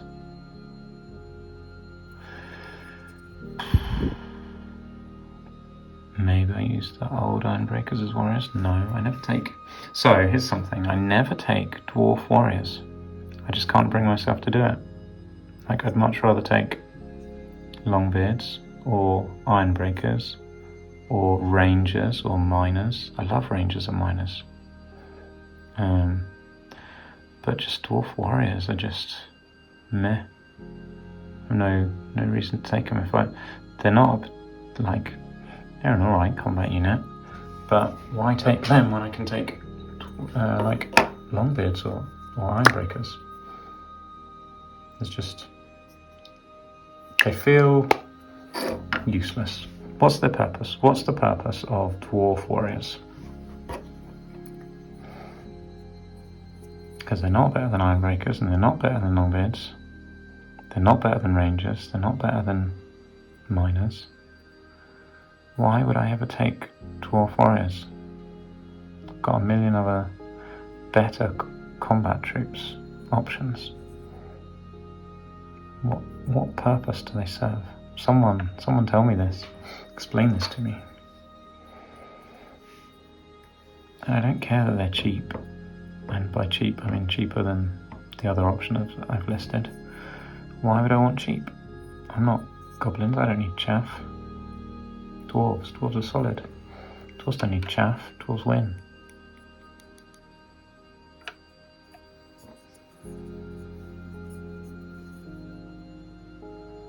My favourite used to be when you could take Oath Stones. So 7th edition, when Oath Stones came out, and they're a one use only item essentially. You plonk your Oath Stone down and then you can't move anymore, but you no longer have any flanks or rear because you essentially form a square. You still get to keep your rank bonus, so even if you're charged in the side or the rear, you can get rid of the rank bonus. You never disrupted essentially. And I just thought that was the best, so I just like marched my Ironbreakers to the centre of the board, plonked my Oath Stone down and just claimed the centre of the board. It was the best thing. Loved it, particularly if there was a hill in the centre. I hereby claim this hill.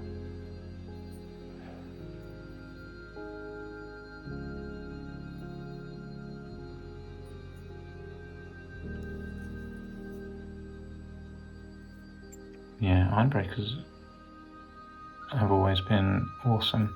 Now they don't get as much save now, but only just. They only just don't get as much save as they used to, because it used to be a 2+ armor save, because it was Gromrel armor for 4+, shield for 3+, and then shield and hand weapon was a 2+. Back when I played anyway.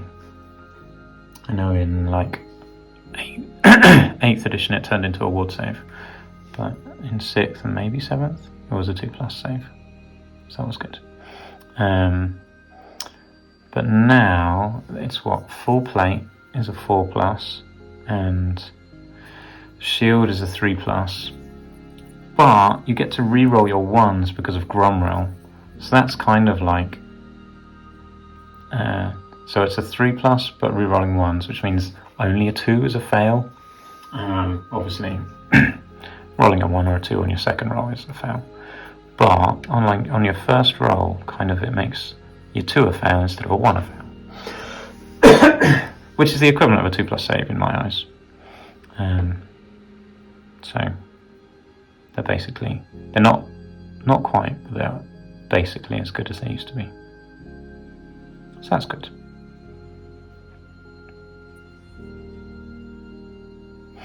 Now I heard that hammers are meant to be good, and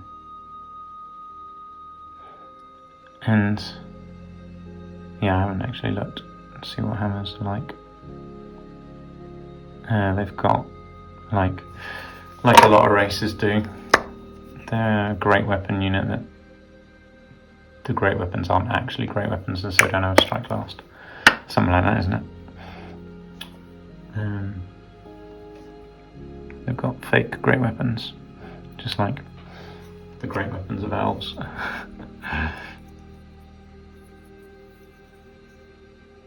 Got too much water on this paint. Not too much paint on a brush, or both.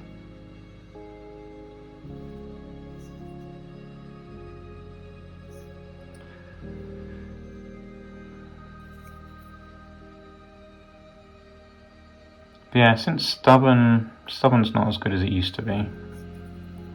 Just your first failed test. But then maybe that is fine, because you won't fail very often.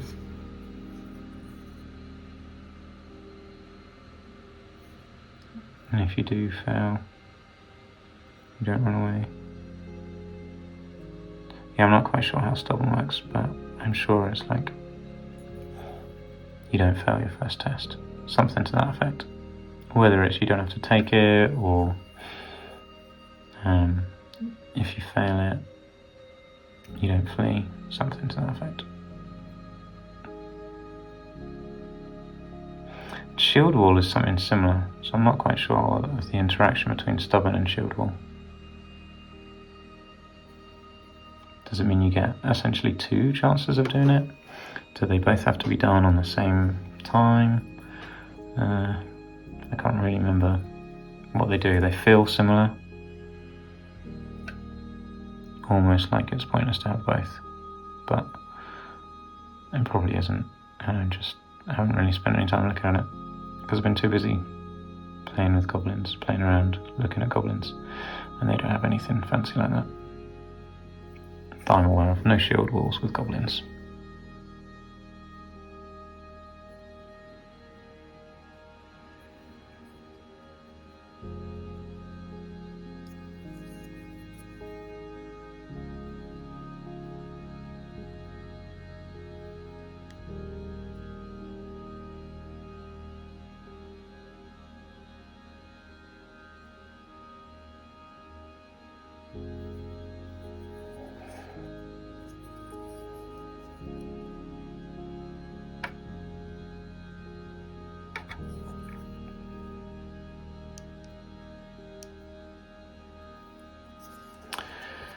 Cool.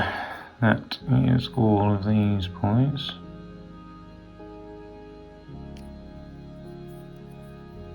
First layer done.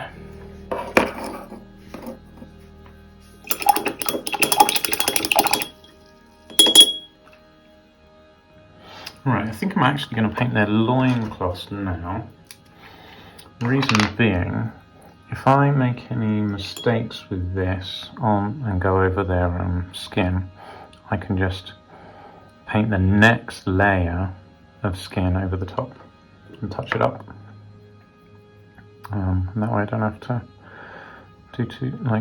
repeat another layer of skin, if you know what I mean. So, with my old blood red, that's even older than my silver, my purple and my bone, in one of these classic pots.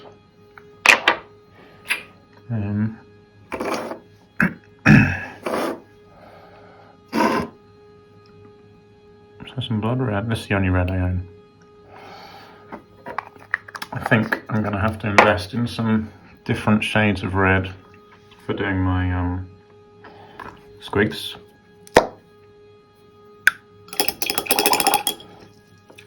I hear there's new reds like corn red and mephiston red. So one of those, both of those, I don't know. Okay, so let's mix this in to give us all. I'm going to do 2 layers on there. Watson's. How good's that? That's a little bit dark, really. Probably is a little bit dark.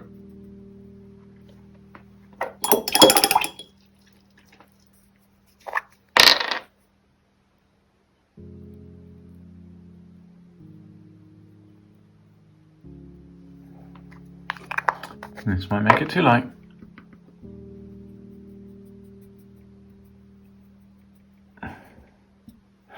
Yeah, that's probably about what I'm after.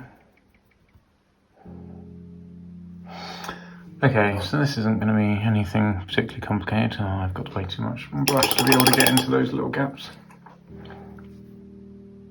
Just on the tip. I'm going to start around the back. See, I might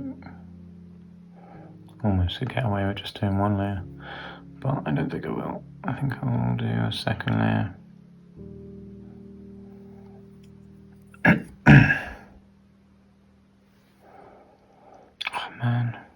It's really hard to get to some of these boys.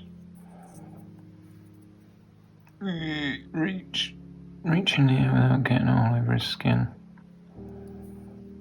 Just the faintest little bit.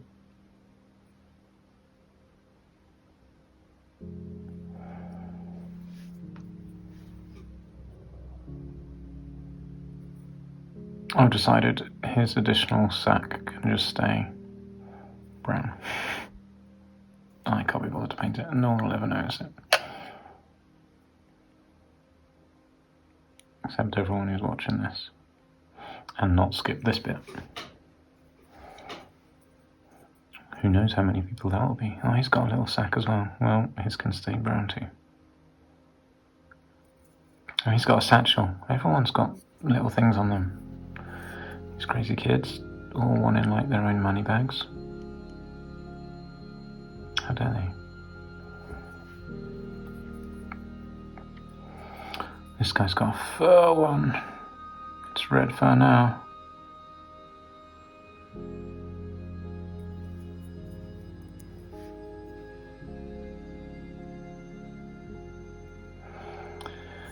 And this guy in the middle, with like some gladiator equipment, the net and the harpoon, and all fishing equipment, I guess.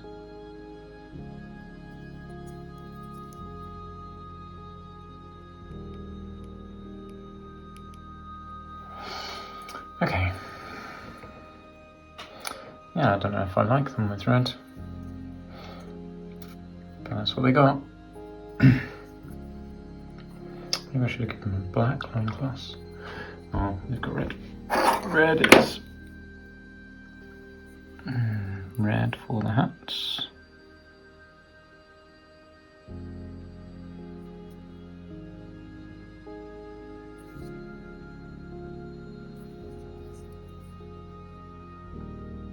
Maybe it's because I've done it so light. Maybe I should have gone for a darker colour to start off with. Probably. Oh well, never mind. I've committed now.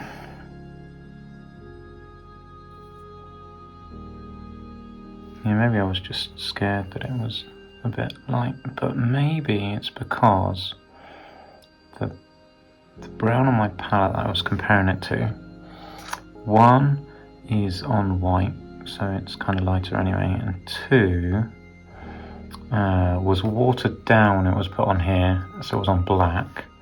So maybe the colour that I mixed to start off with would have been the right colour, because I feel like this is too light. But like I say, I've committed now, so this is the colour it's going to be.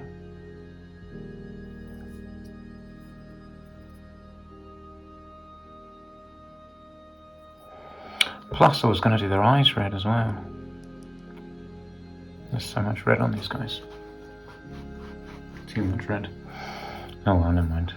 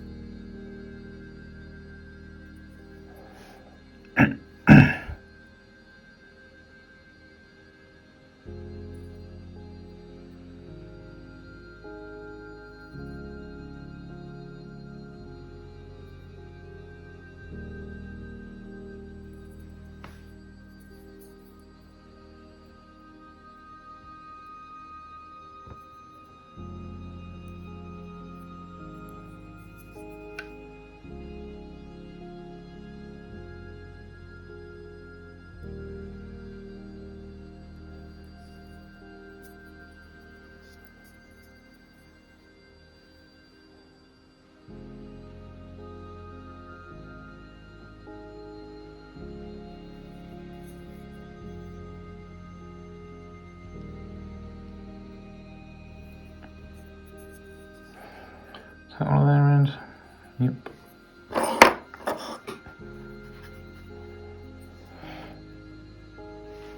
Maybe it's drying dark enough. Maybe it'll be alright.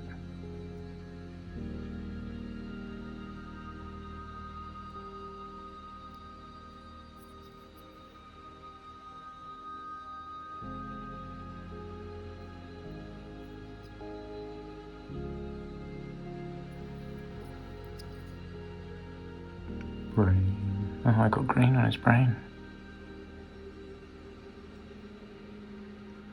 Hopefully no one will ever notice because I want to look at that part. Maybe, I don't know. It's probably one of the bits anyone will actually look at is like, oh, he's carrying a brain. Brain!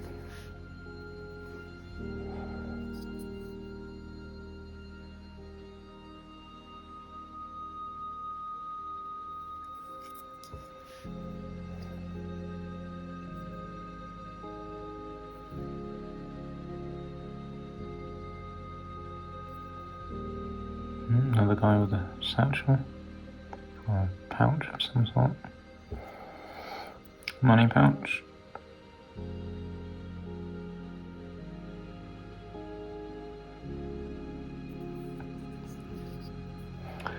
And another one, they've all got them. But we've had this discussion already.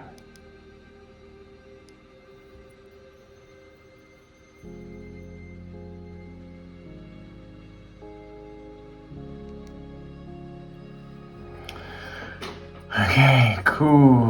Right. Next layer of red. Although actually, I'm going to mix in some yellow for this next layer.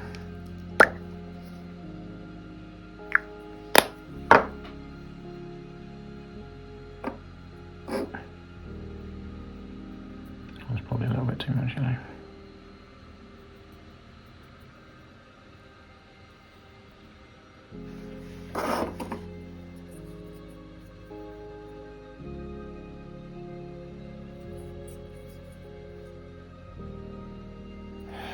Probably too much paint on my brush. Too much paint.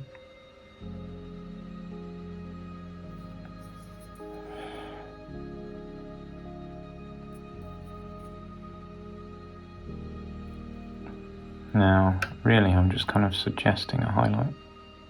Like, yeah, I highlighted this, almost.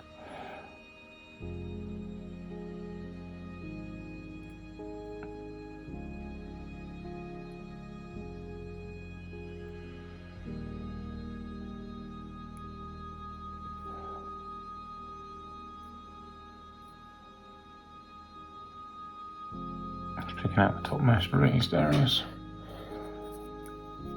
I forgot this guy had got fur.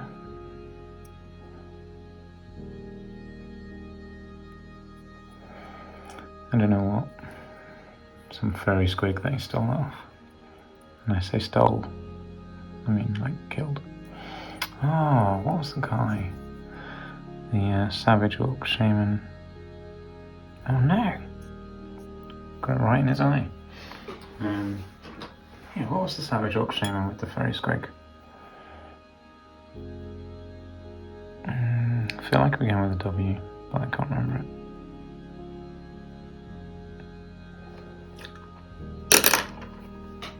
That's gonna annoy me now. The Shaman with the furry squig.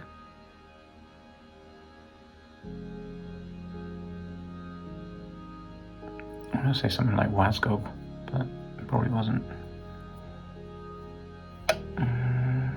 Shaman with the furry squig. What's it called? Savage Orc Shaman. Alright, yeah, that looks okay. I'm happy with how that's come out. Red. Buzzgob's knobbly staff. That's what I'm thinking of, but that's not the Shaman.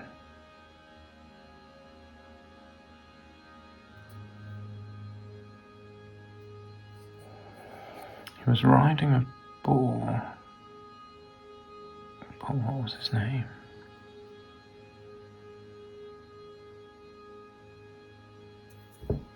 Sounds like a game show. But what was his name? Famous for his bull riding antics. But what was his name?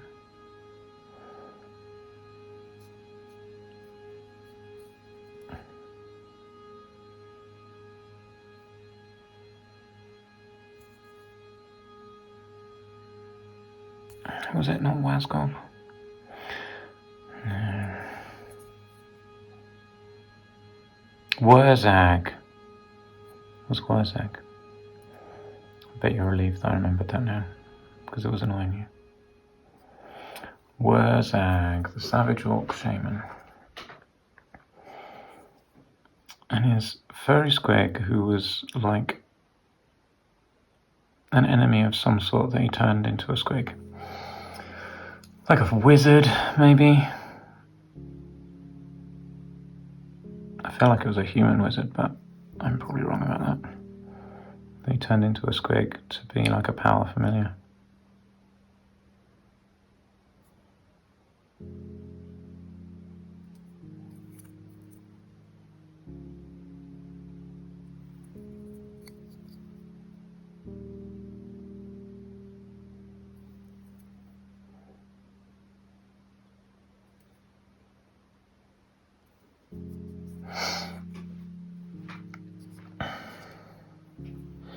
Yeah, his hats look alright.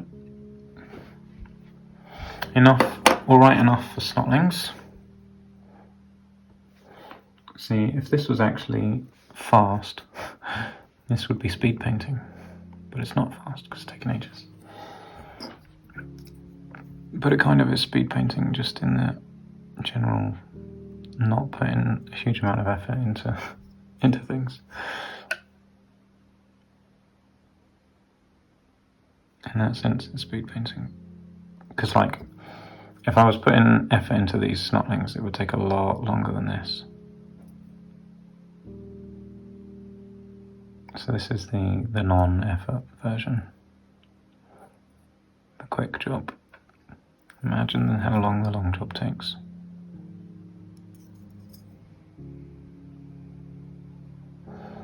Because what? This will be like 3 hours, maybe, by the time we're done. I don't know how long it's been so far.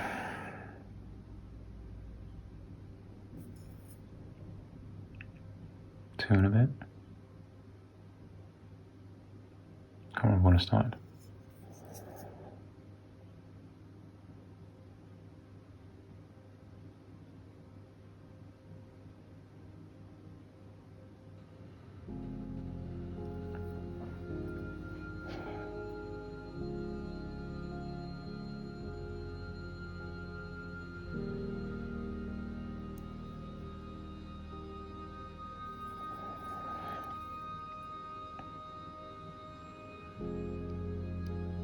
Let's say it does take 3 hours. That's like an hour per base, which is 10 minutes per guy, because there's 6 guys on a base. Like 10 minutes to be able to paint, assuming that's taken 3 hours, to be able to paint a guy in 10 minutes, it's not bad, even if it is a snotling. Like, that's pretty good. At least I think it's good. I haven't painted that guy's loincloth at all on the back. It can just stay black at the back. Right, and that guy needs to be finished at the front. Somehow. Don't know how I can reach it. All the way through here. I can't even see what I'm doing. Oh, I slipped and got it all over his leg. I knew that was going to happen. That was the last guy as well.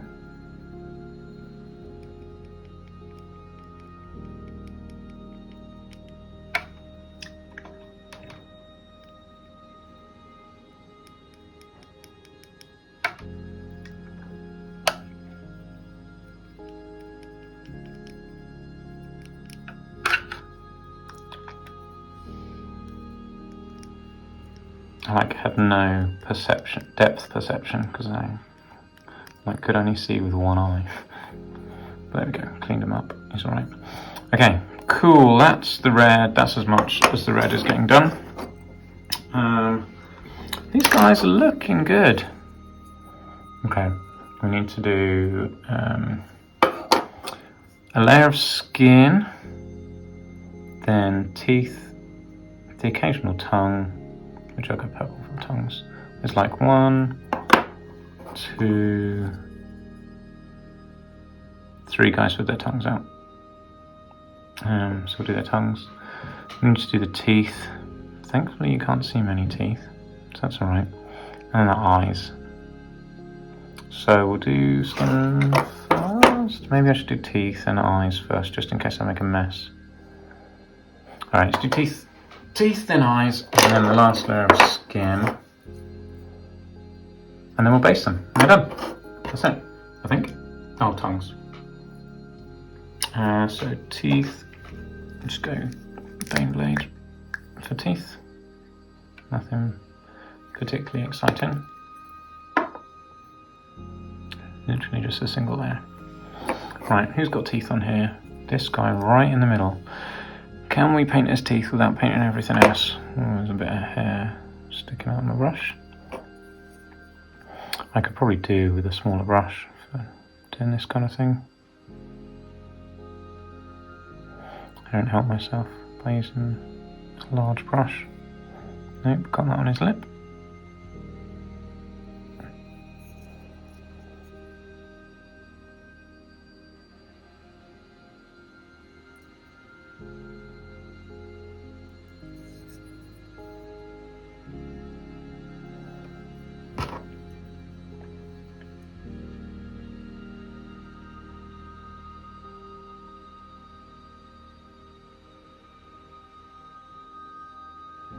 Okay, didn't really get it off, but never mind, he's got teeth now.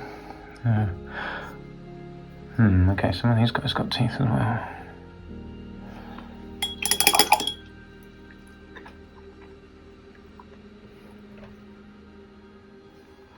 I say some of these guys got teeth, they've probably all got teeth, but these are the ones that are sticking out their mouth. Him and him over here.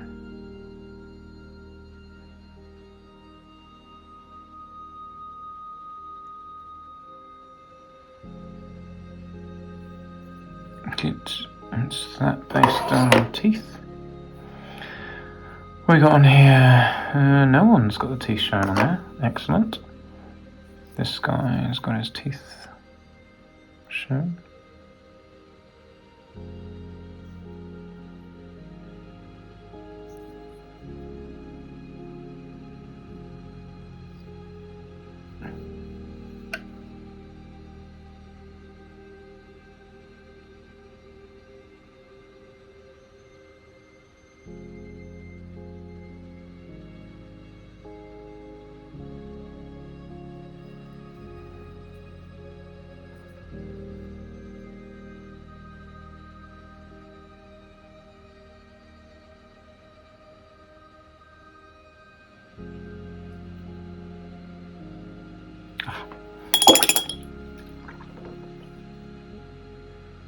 I didn't even need to do that last stroke that I did. It was that one that got on his lip. It's so ironic.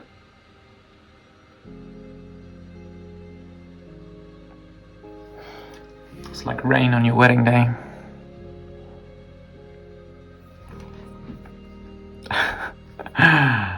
Might have been a little bit too obscure of a reference.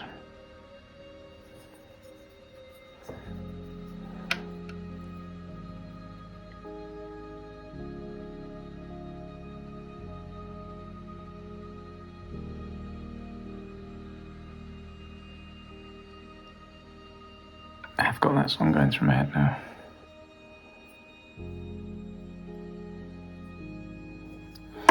Okay, that's the teeth. Tongues. Might just do pure lich purple. It's going to be quite bright, but is it too bright? Probably is too bright.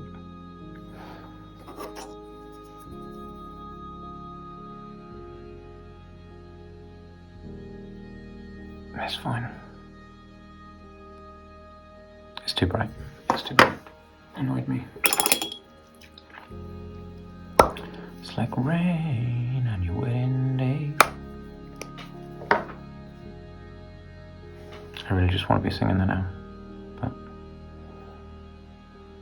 I also don't. And there's music playing in the background by the time that you're hearing this video, so definitely wouldn't go with it. That tongue looks so much better now, it's black. It won't be black by the time I finish with it though. This guy's got a tongue.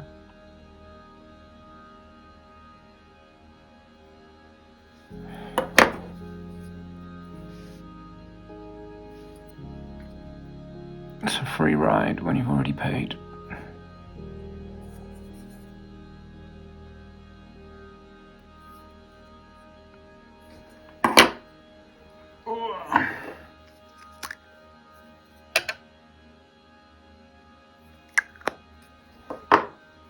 Yep, I'm highlighting this time.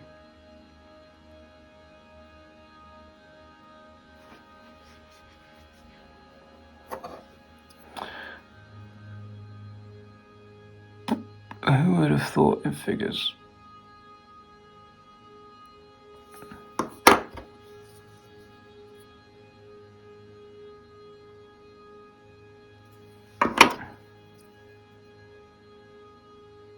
Okay, tongue's done. Can you see his tongue?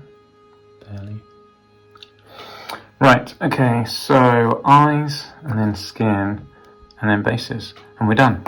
Then we're done, hooray. Eyes. Where's the red gone? Here it is. This is going to be tricky. It's going to be too bright. I'm probably going to hate it. And then I've got a bit of fluff on the brush. Can we paint snotling eyes without getting it everywhere else? Oh, more fluff on the brush. Come on.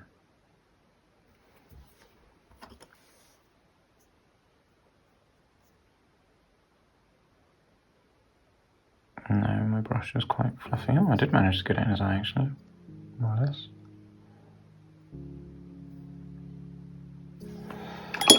Yeah, this brush is too dodgy. Although I might tell you what, let's use this brush to get some paint out.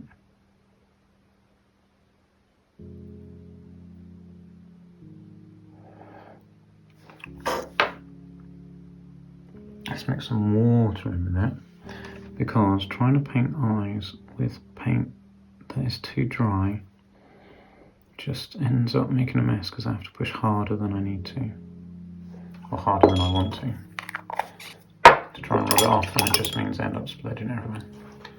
So ideally, I want a relatively wet paint and a relatively pointy brush. That's the ultimate combo for good eyes. Or certainly for what I'm doing with the eyes anyway. Which is a cop-out really, and just giving them a bit of red in the middle.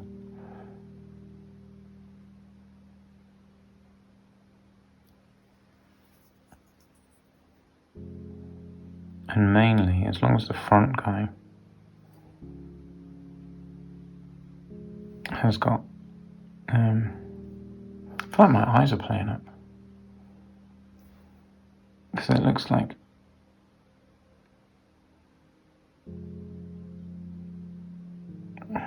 two strands. And it's dried on the brush.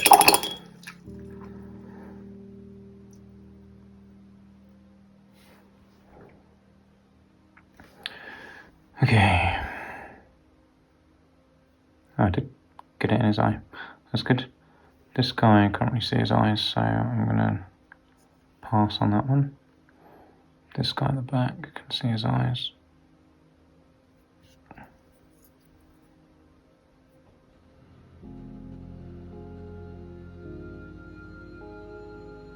Oh, that song's just going round and round my head now. What have I done to myself? This guy got mega bug eyes. I think he does. Just a ridiculous bug eye there. Now it's bright and shiny and red. Like way too red. Never mind. Oh no. Got on his cheek.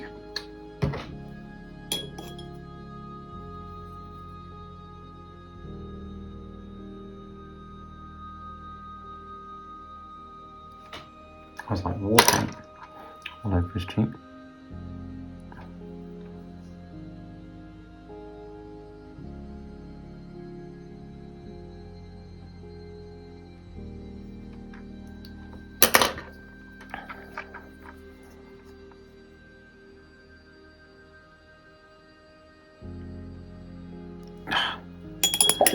wet, dry.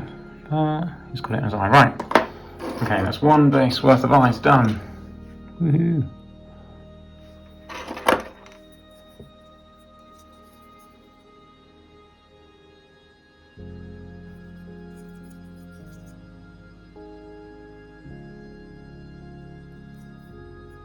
They are very bright eyes though.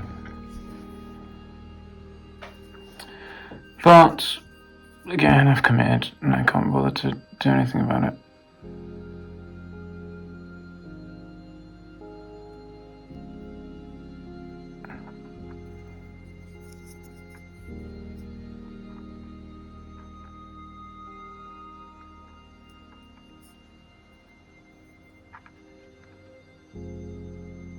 This guy with his cheesy grin.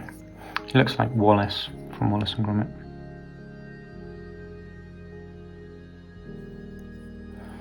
Wensleydale.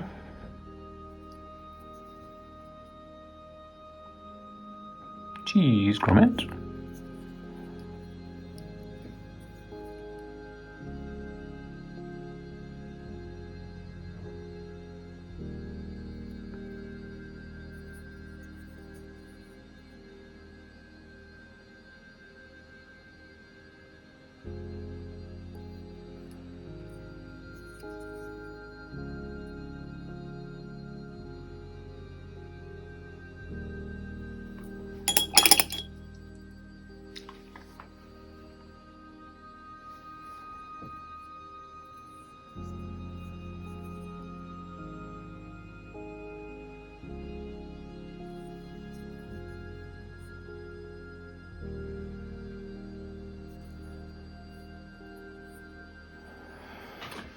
Yeah, they probably could do with something on like some Anglo shade or something to dine those eyes down.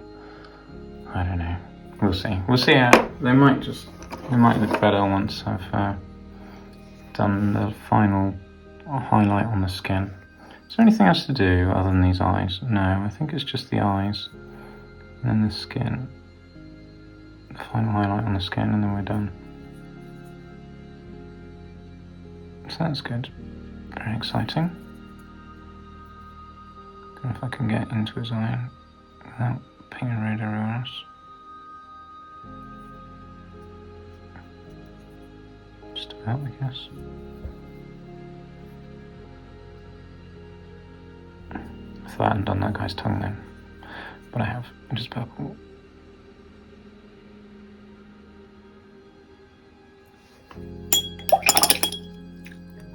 I find the paint is drying on my brush quite quickly.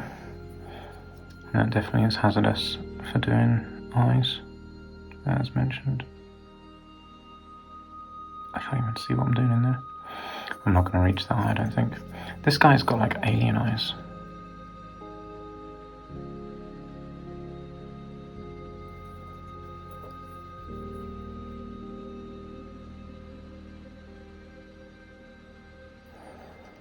Not as bad as, where's the guy? That guy at the back with the axe. Look at his eye. See it? Bug-eyed. He does look a little bit alien-like, that guy just there. Guy with the spear at the back. See if we can get some paint in his eye. There you go. Cool, alright, I think I'm done with the eyes. The guy in the middle with the axe.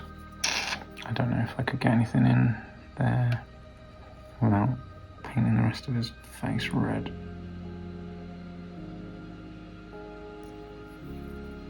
Just about in one eye. Oh, I should probably try the other eye. I feel like I'm just going to make a mess.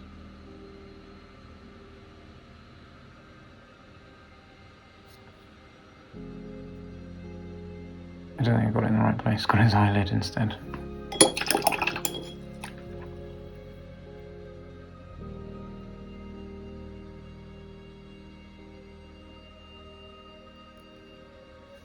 Oh. Right, so what are I saying next? Eyes. Oh, skin. Yes, of course. The final bit. And I'm hoping they'll suddenly look loads better once I've put this skin layer on. Not that I don't think they look good now, but they don't look right. They look very dark and not painted. But that's what this layer will be. Okay, how can I do this layer without like making a massive mess?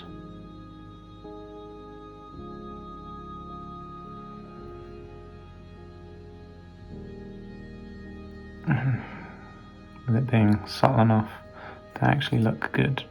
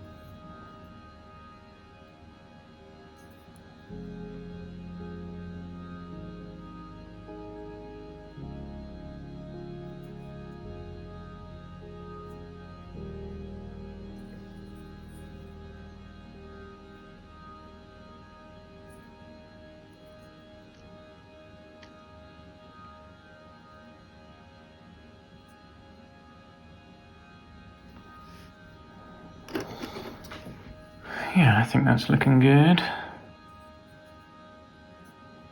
What does everybody else think? Is this looking good? I think so.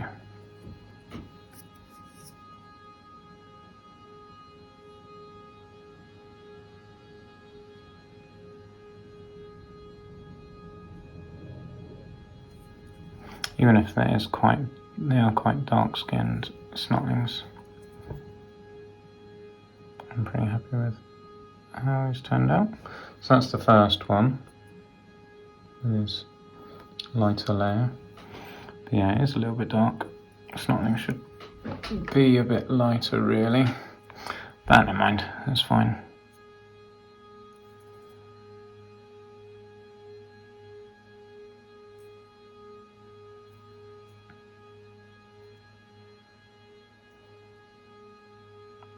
The real question is it better than dry brushing? The answer is probably not.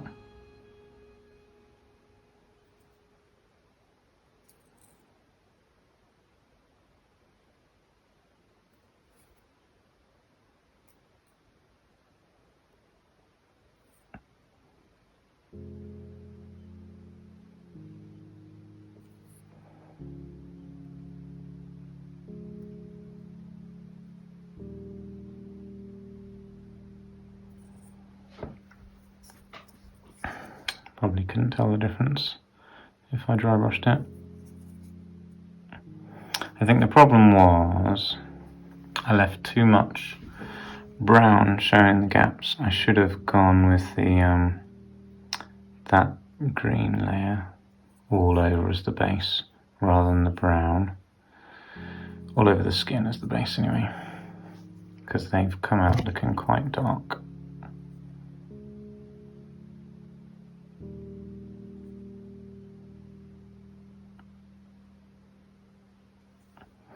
But there we go, that's fine.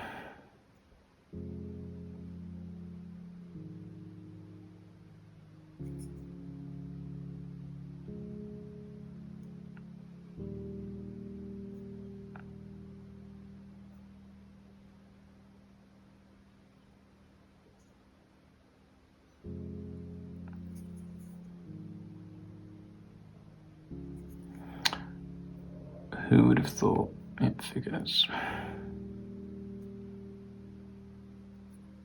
It is just going round and around my head.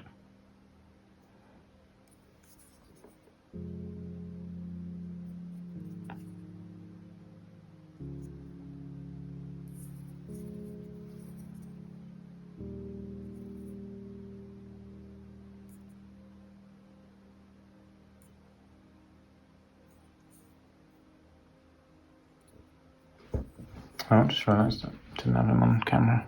Apologies. Hopefully he wasn't off camera for too long.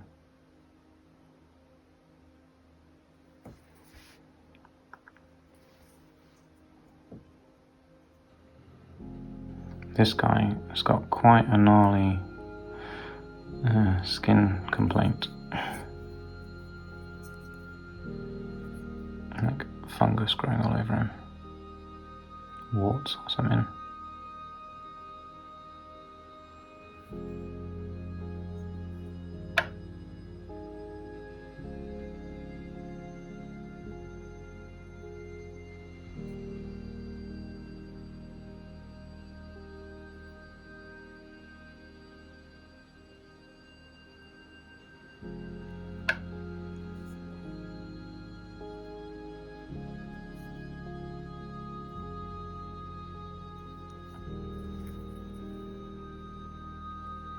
He seems happy enough though. Maybe he's cultivating them.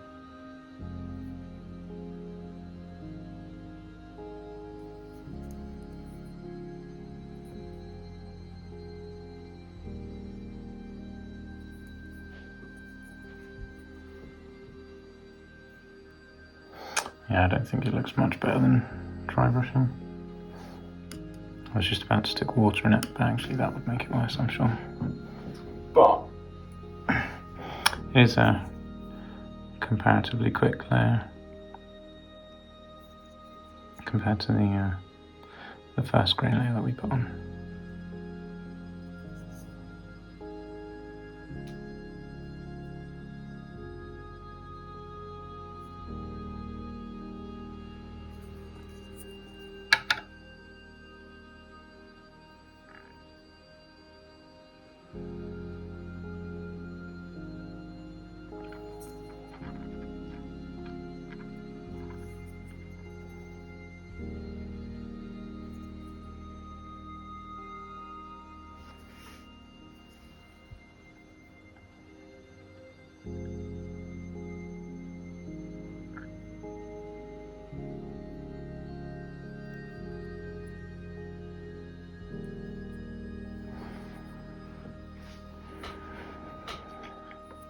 Well, considering I took 3 hours to paint one guy, my boss, and this is like 3 hours to paint 18 guys, I don't feel too bad about the quality of them.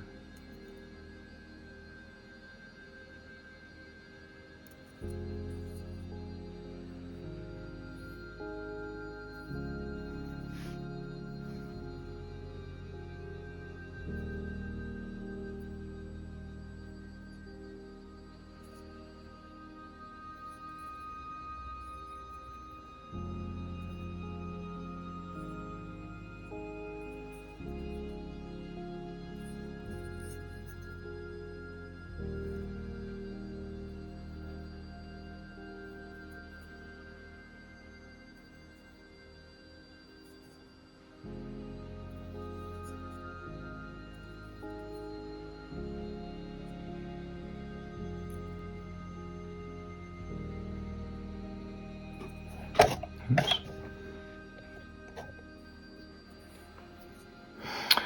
Okay, so that's what they're going to look like by the time the base is done. So yeah, they'll look alright, I think.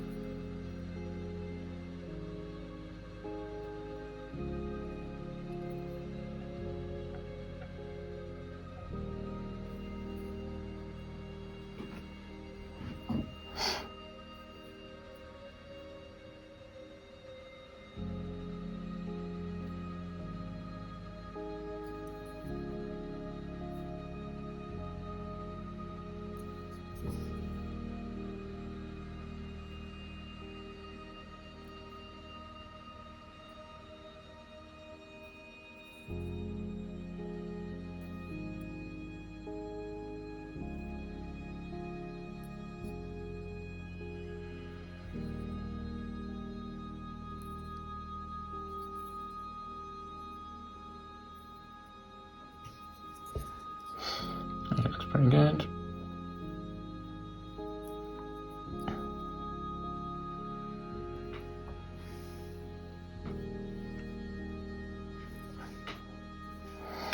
I don't like how this guy looks. I think he looks a bit naff. But his face isn't particularly well formed anywhere. So, I guess I don't feel too bad. That paint is quite dry. Probably should get some new paint.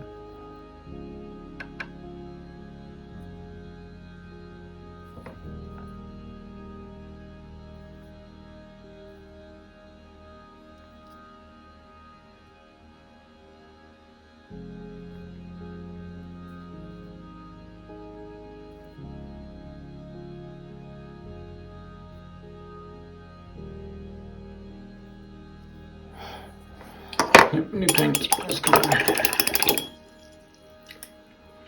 Oh, we're on the home stretch though.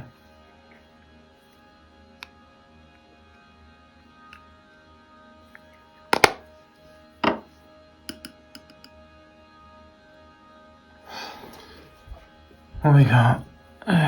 Just under half the goblin snotlings left to do, and then the bases. And we'll be done.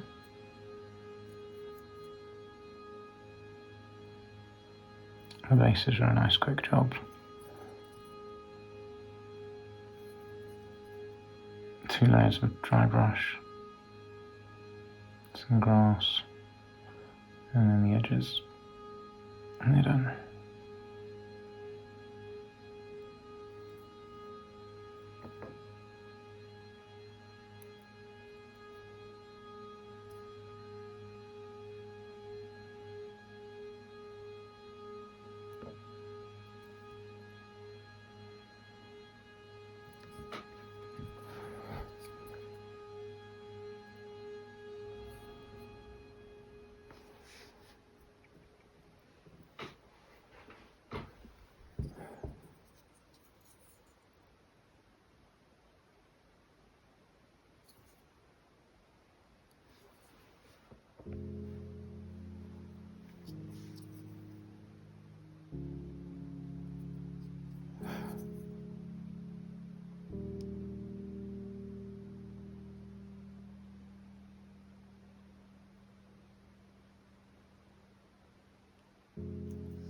My phone has just told me my battery is low. I'm trying to think if I can... I think I will finish this before my battery dies? Probably. It's got 20% left. It was 100% when we started this video, which means it's used 80%. I don't think it's going to be longer than 20% of the time that we've used. It's not quite the maths, but it'll do.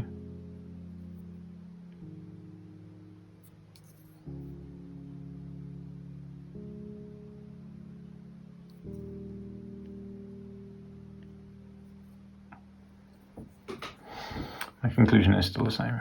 No, I don't think we're going to be that long. But I can see a charging cable on the table actually, so I could probably just plug it in anyway.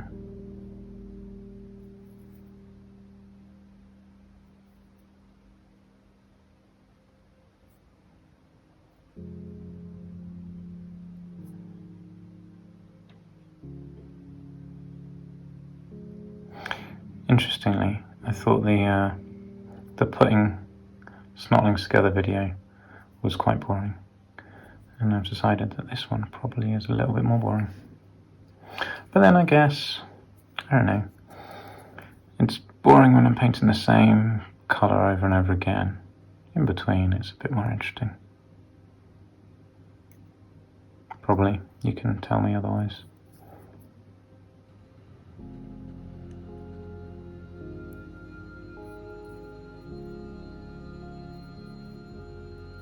I do like reading and responding to comments. So if you leave me a comment, I will reply.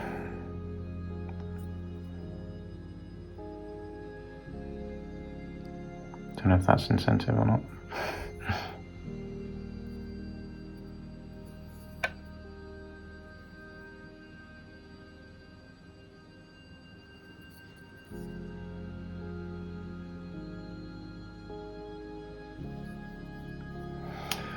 Alright, that was done, just one left. Yeah, they're looking good. They're looking good from here anyway.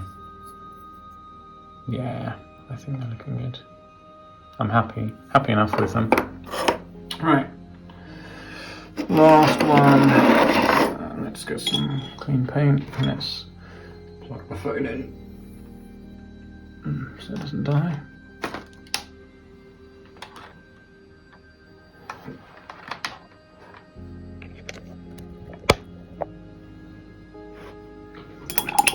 Hopefully it'll be enough to time now.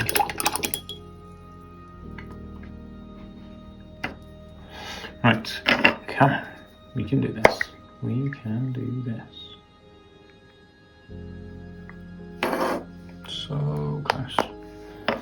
Oh, I just noticed the time. It's 11:30. That's probably why I'm feeling the tiredness. I was going to record my video a lot earlier, but realised my phone was out of battery, so I charged out. I probably could have just left it plugged in whilst doing the video, but I don't know, it just felt wrong. Rightly or wrongly.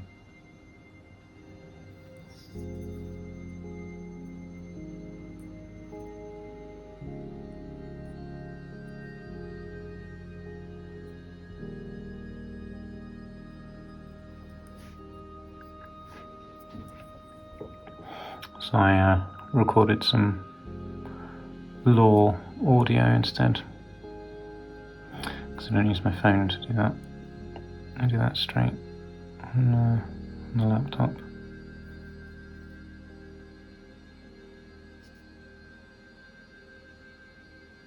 I've got 3 different ways of recording videos depending on the video. So my painting, building videos is my phone sat on top of this ring light in a, well, actually on a movement tray. Look, this is one of the classic Games Workshop movement trays, just held by the thing, so that I can take my phone on and off, because when it's in the clamp, it'll I can't move my phone around, which I guess is the idea of a clamp. But I like to be able to pick it up every now and then to show you what I'm doing from a different angle. So I've clamped a movement tray in, and my phone is just resting on the movement tray. So that's one method. That's the method I use for my painting and building videos.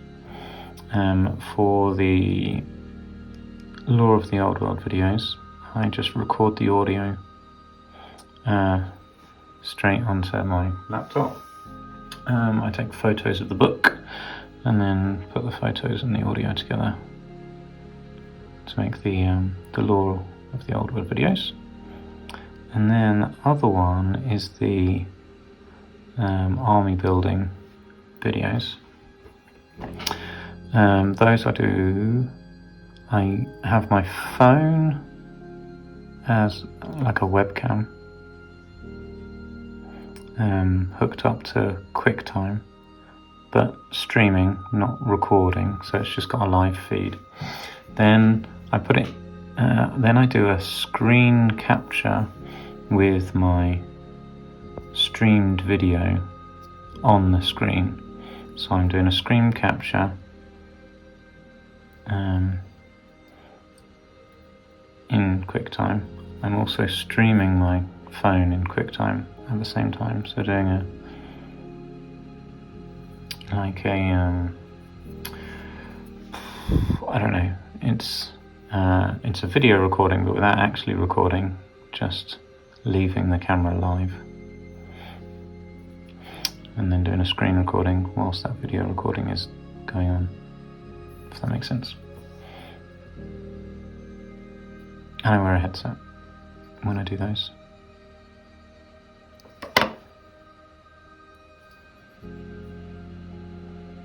And the last one I did, the one with my giant on, I uploaded it straight from QuickTime, and the sound quality was rubbish. Because I normally use iMovie to put the videos together, but I did it in one take, which, to be fair, most of my videos are in one take. Like a painting video has to be in one take, right? You can't repaint something. So basically all my videos are in one take. Most of my lore ones are in one take as far as possible. Occasionally I stumble too much on my words and then just stop and back up a second and start another recording, and then just stitch them all together.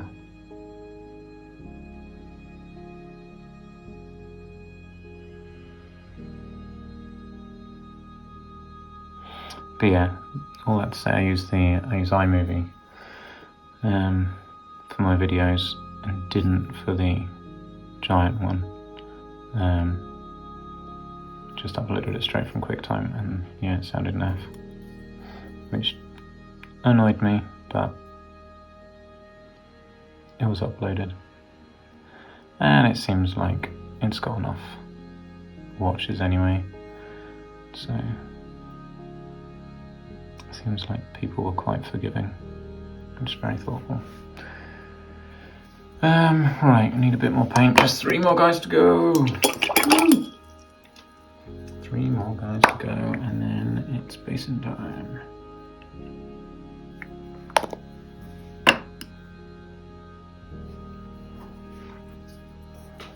So good. And when I say so good, I mean it's so good that I'm almost done. Not these guys are looking so good. They're looking alright.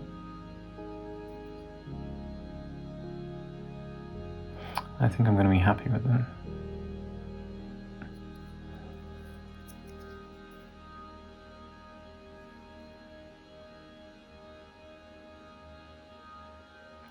Even if they don't really, like close scrutiny, they don't really hold up to.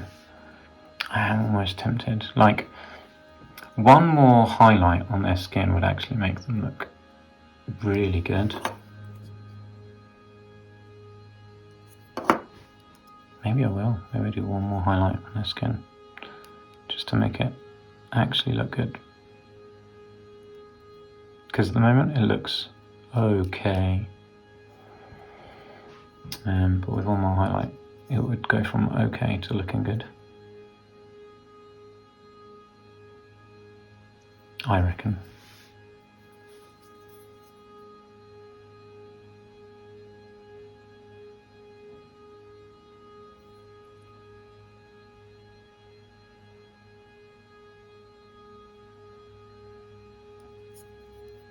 Also, the highlight layer wouldn't take very long. Oops.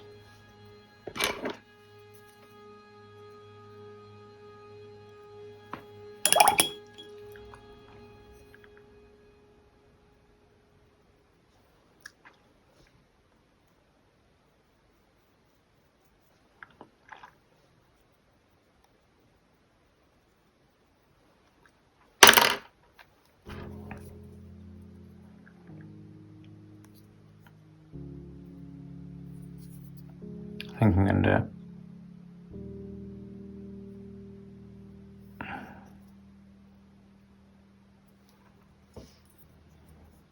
Highlight there on the skin.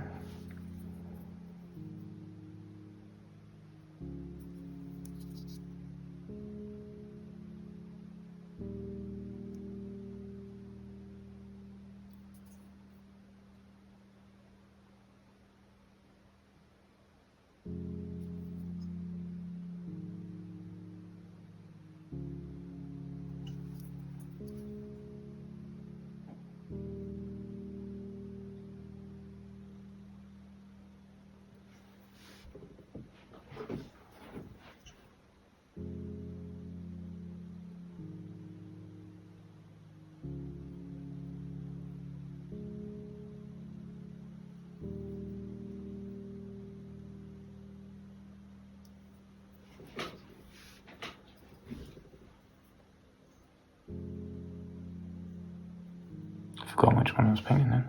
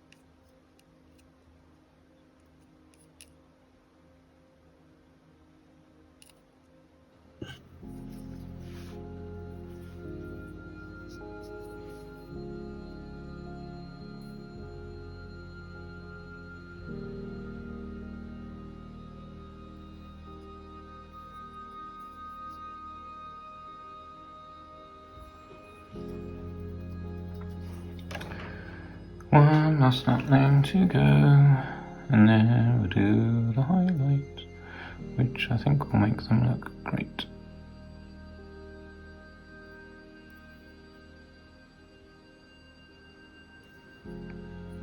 It's a shame that wasn't a little bit more committed to the base layer of green, and left a lot of brown showing through.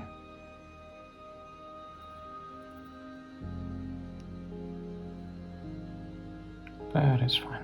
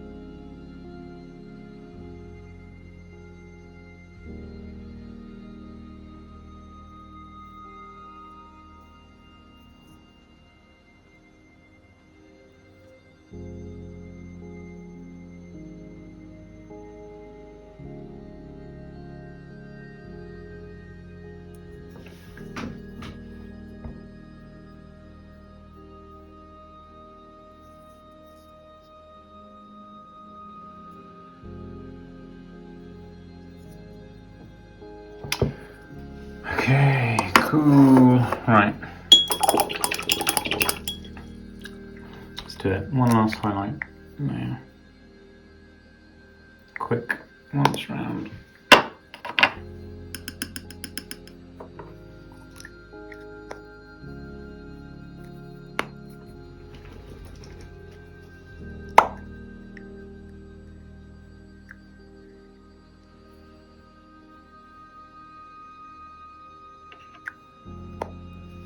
Probably too much white.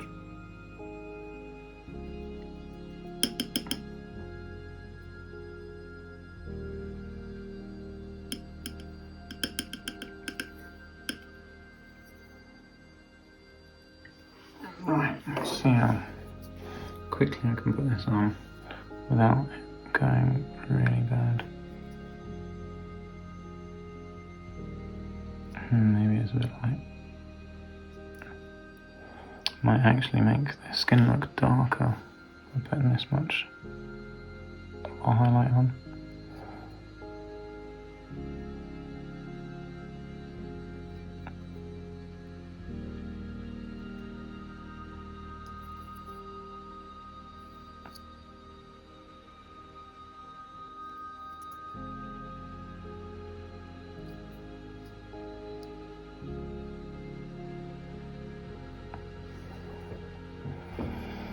Looks good though.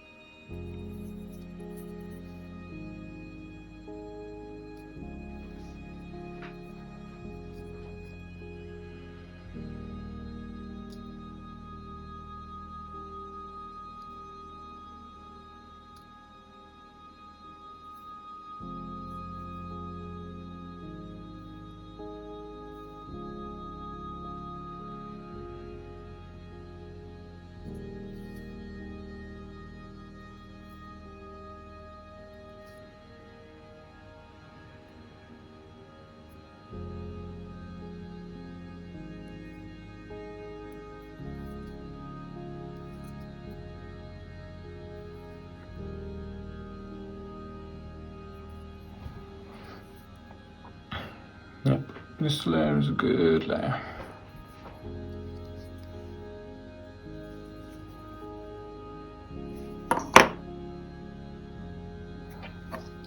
Left on the brush.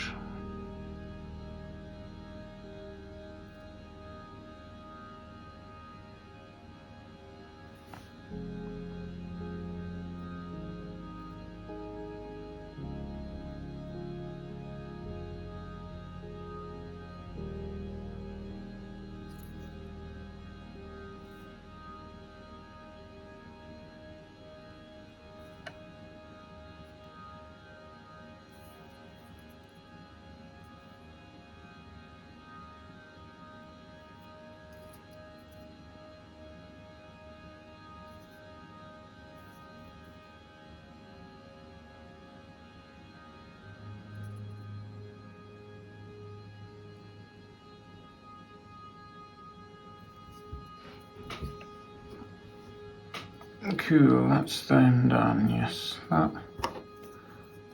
is worthwhile there, I think. Yeah, that's fine.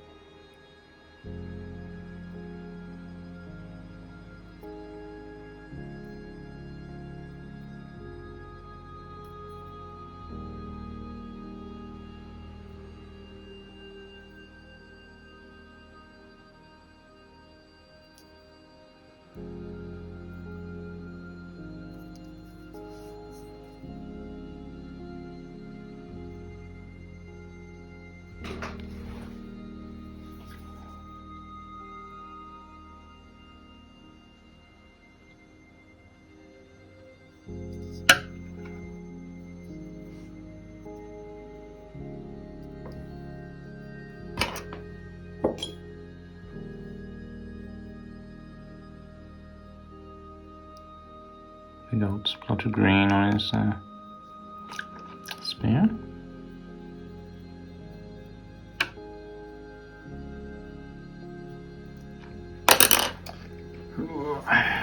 Right, just one guy left in this space, and just the other ways to go,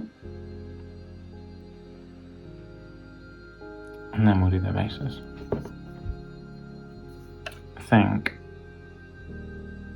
I know I was excited about finishing them, but I think this was the right move to make, because I think they look loads better.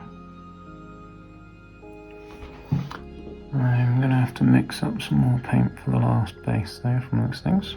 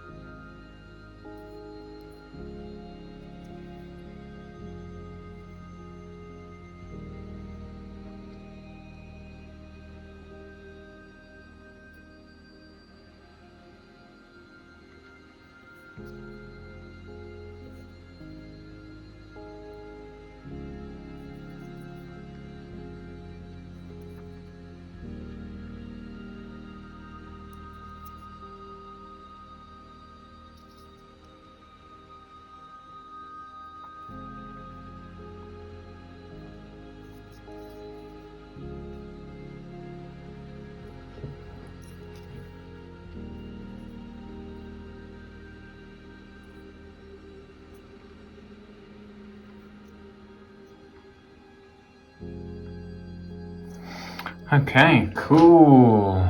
Yep, those guys are looking good. And yeah, they are looking good. That's much better. I'm glad I did that. There you go. Okay, just this one base left to go. Yeah, they're looking much better now, actually. Oh, got my slipper stuck in the leg of the tripod. Right. Oh, it is midnight. Exactly. Best get these boys done.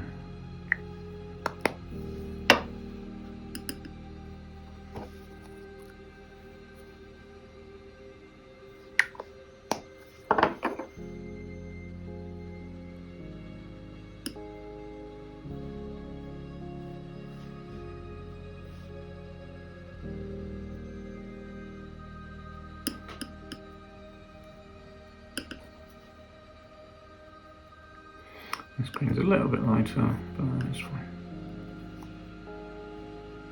Probably fine. Will do.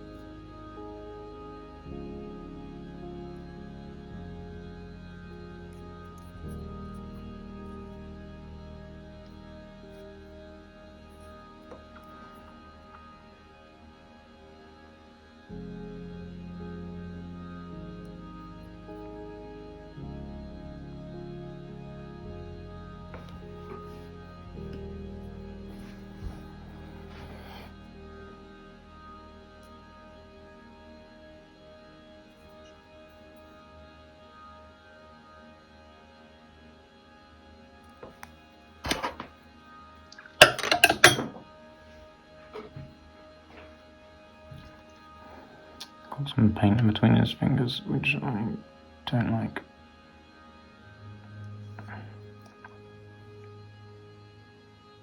And I dropped my paintbrush on the floor. Right, where was I? Oh, I got some green on his... It's not really a rucksack, on his sack. A little smidge just there, which I'm probably not going to do anything about.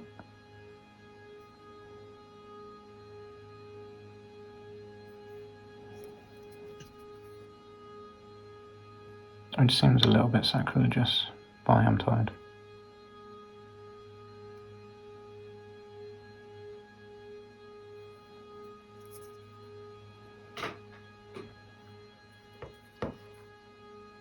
Oh, I forgot to do this foot. I had no highlighting on. Now it's got an extreme highlight. Oh dear. Oh, no mind.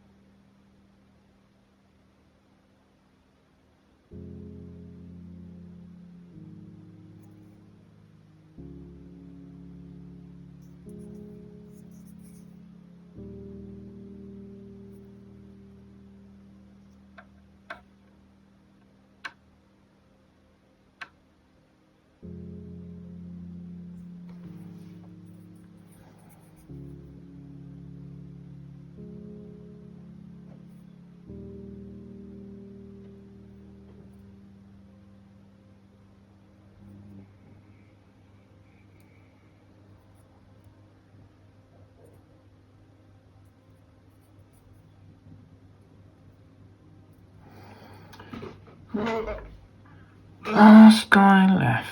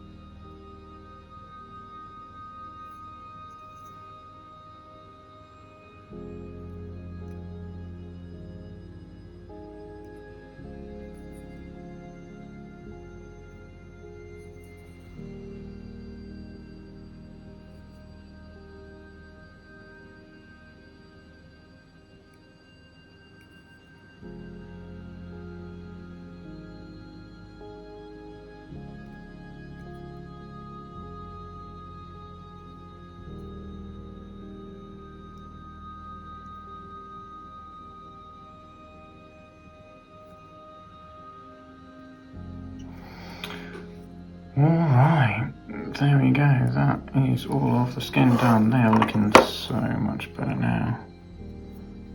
Yeah, that's loads better. I'll show you what I can see. I don't know if it actually looks as good through the camera. There we go. They look so much better than they did with without that later on. Right, let's get these guys based.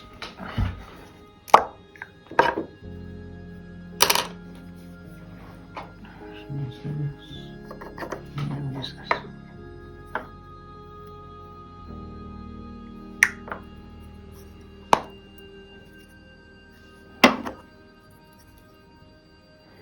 So for the base, I also did Rhinox hide earlier, all over. This is Mournfang Brown. Should paint that rock really grey.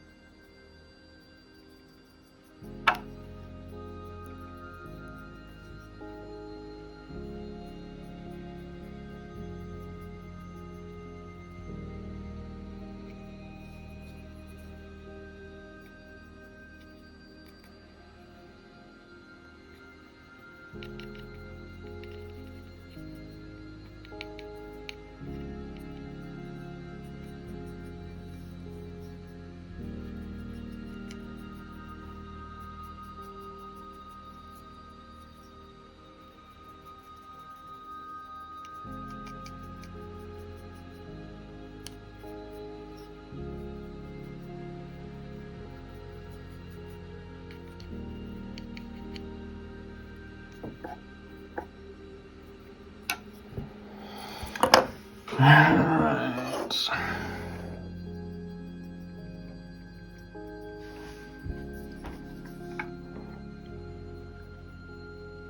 Quite like the basing process, mainly because it makes stuff look awesome.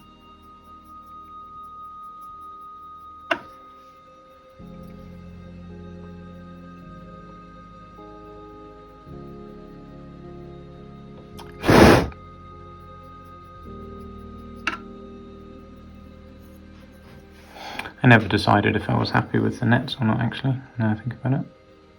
But I've now decided that I can't be bothered to decide if I'm happy with them.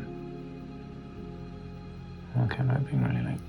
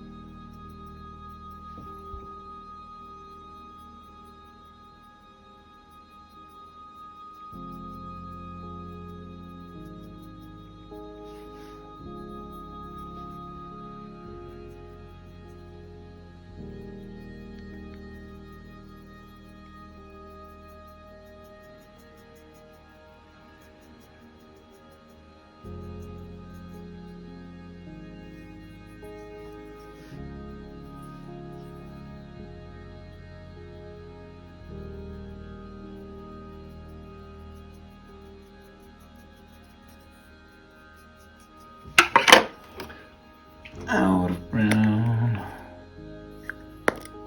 That was an unnecessarily large amount of brown.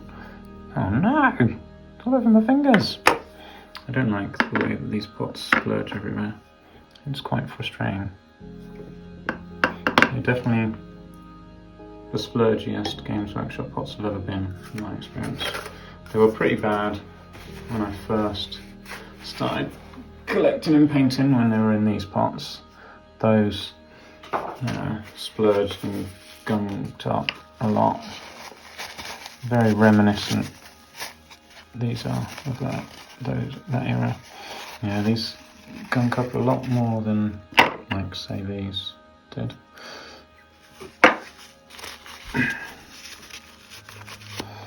Yeah, disappointed. Right, where was I? Painting brown. I'm getting all over my fingers.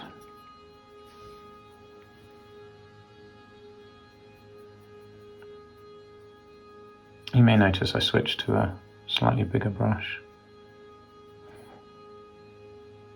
to do this bit. This one's kind of a flatter end, and a stiffer, flatter end than the other one.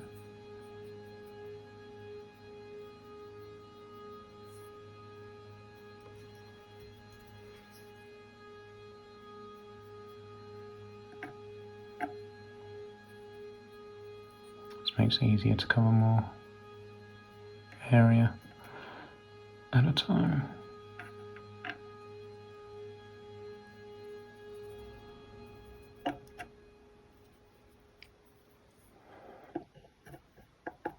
Okay, cool.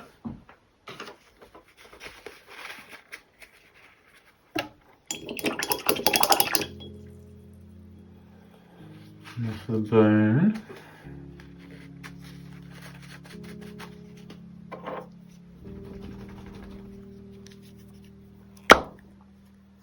I really need to get a new bone. I basically say that every time I open this pot.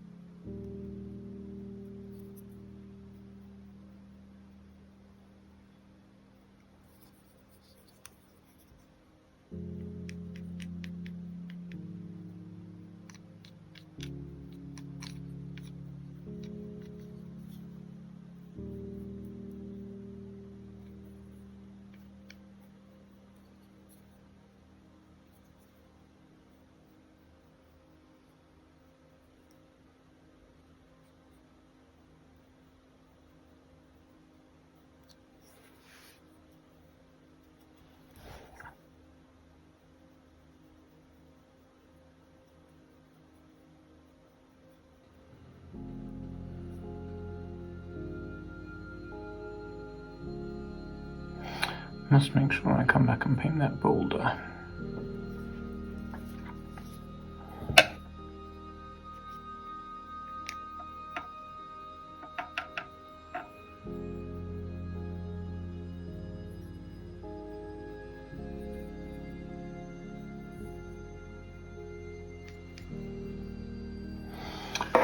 Okay.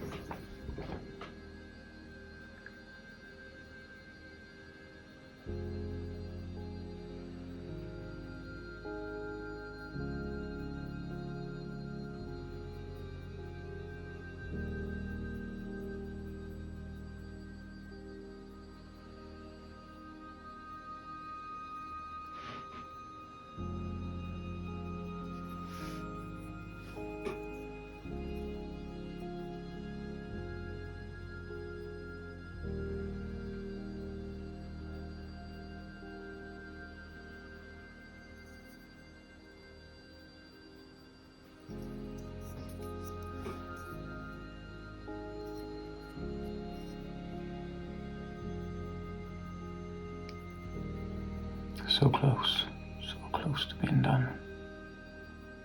I do have to paint the rocks now.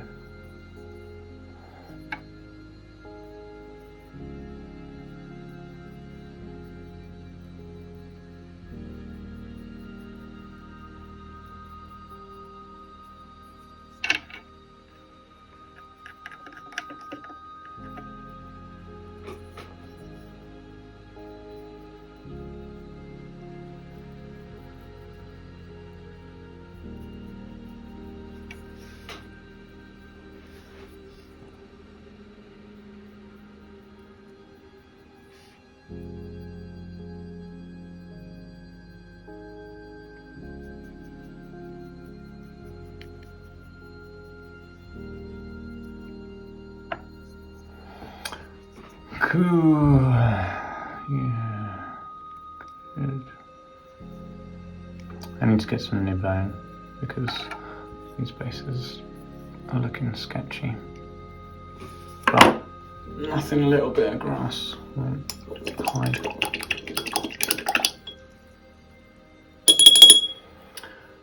Okay, let's quickly paint that rock.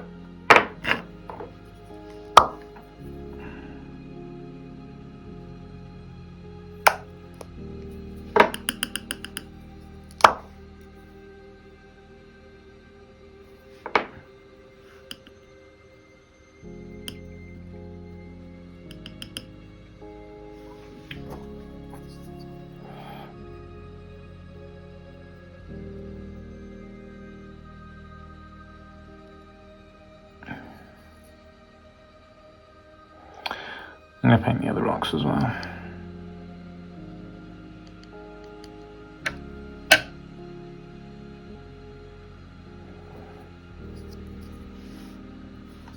Whilst I'm here I might as well. Particularly if I was messed up a bit on the base. What else we got? Rock here.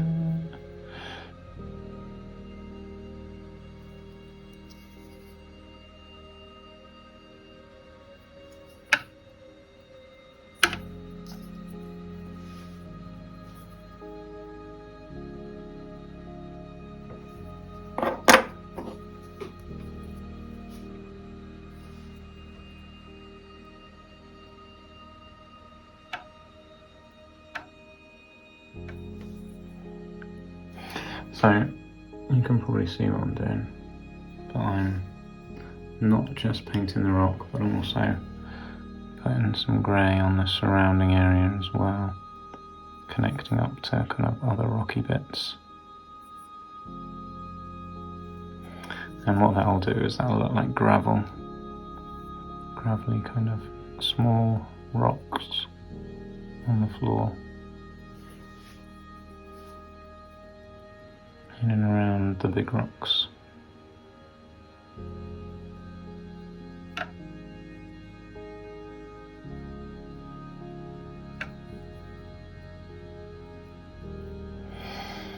Cool.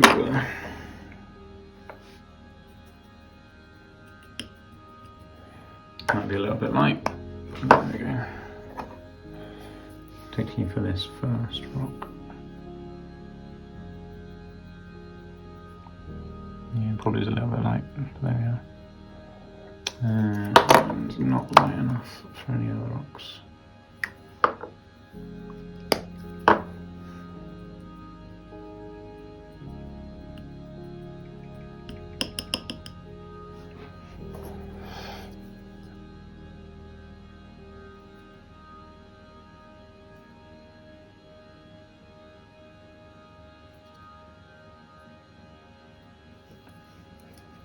So this is just a really light dry brush layer over the grey bits now.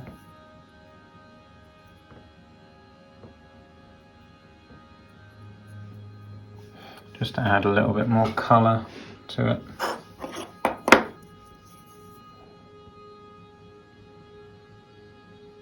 Probably is a little bit light, but there we go. That looks alright.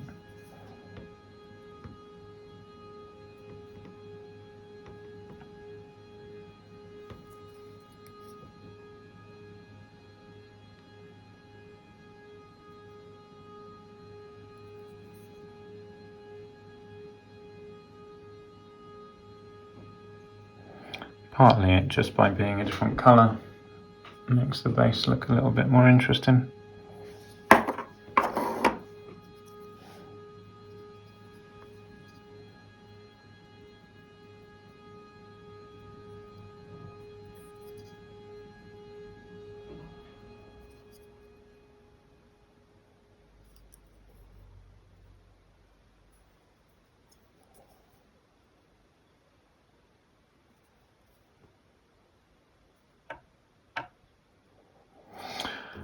Cool, let's get some grass on these boys.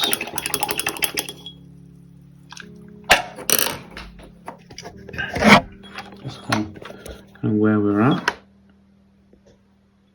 This spear tip is very quiet. But yeah, we're getting there. Get in there.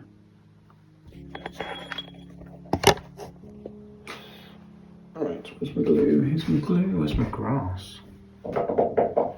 Where is the grass? Where did I use it last?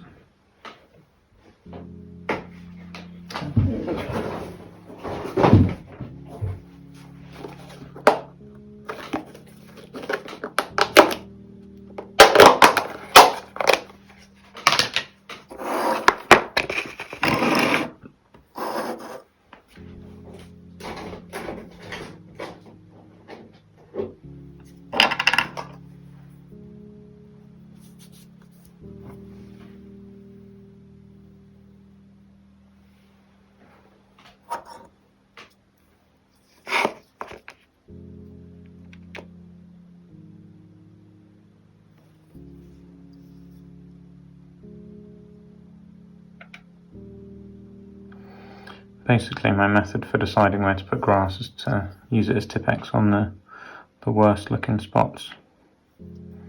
I'm not particularly happy with how the base looked, but because I did that grey layer, I managed to cover up a lot of the naff bits, the particularly bad looking bits. I probably do on this one. There's not too much that looks rubbish. You're in the back here.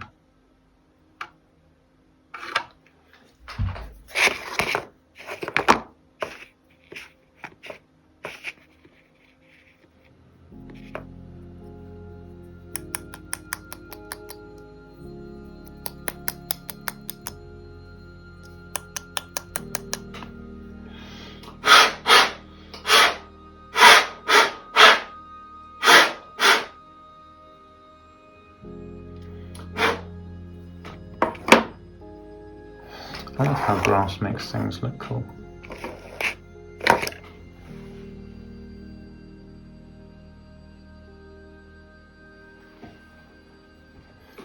Brings the base to life.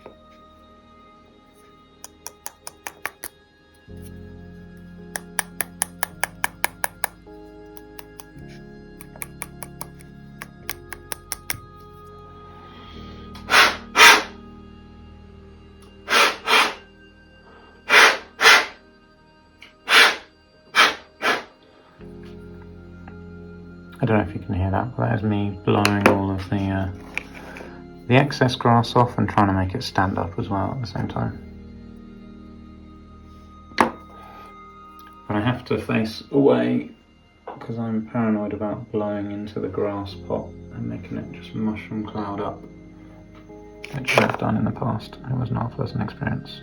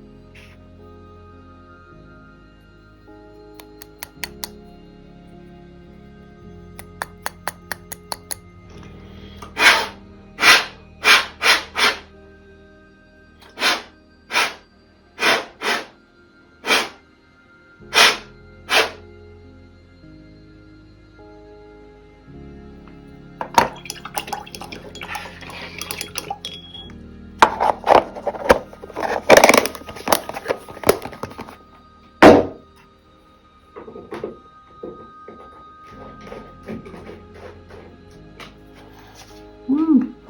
Okay, last bit. Painting the green rims. Now I'm a classic Goblin Green fanboy, but thankfully Warboss Green does a good job standing in for Goblin Green these days.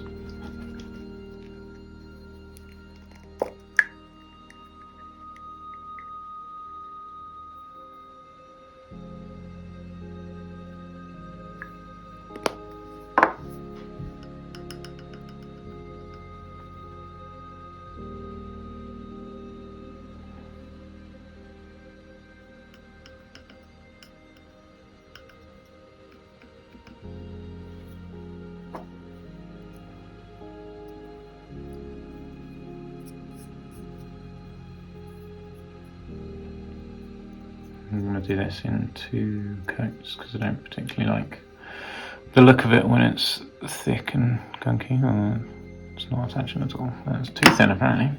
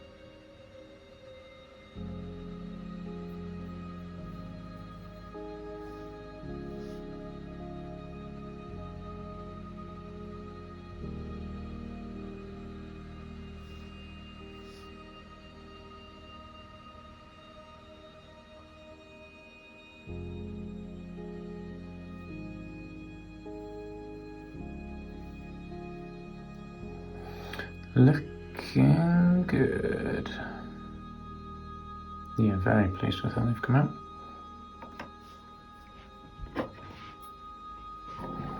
Yeah, they've actually come out better than I hoped, I think. I think the bit that made the difference was that extra layer of green on their skin.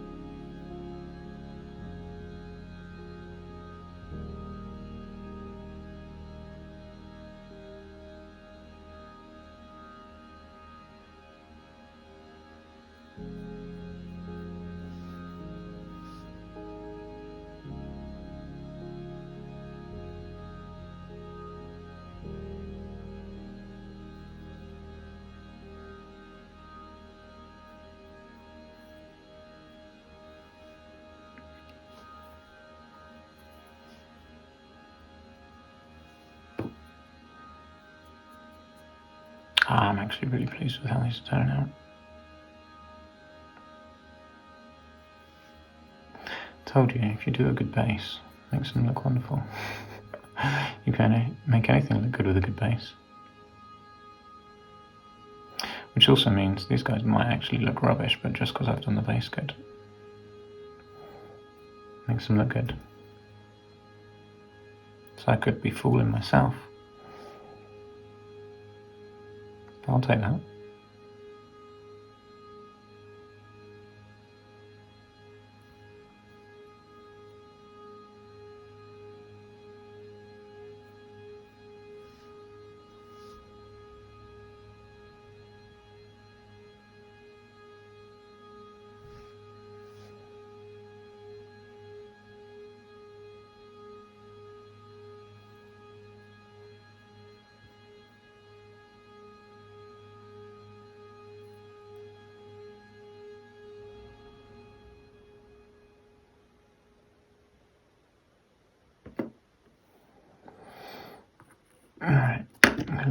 give that a minute to dry, and then do the next layer.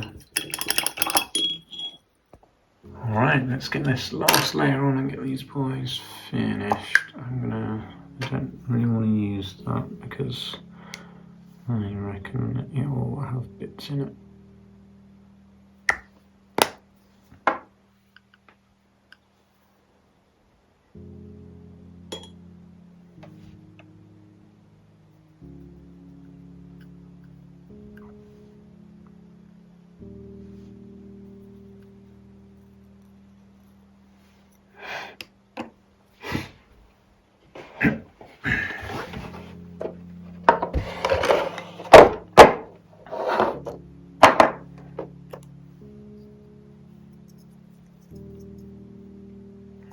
Put myself on a spear.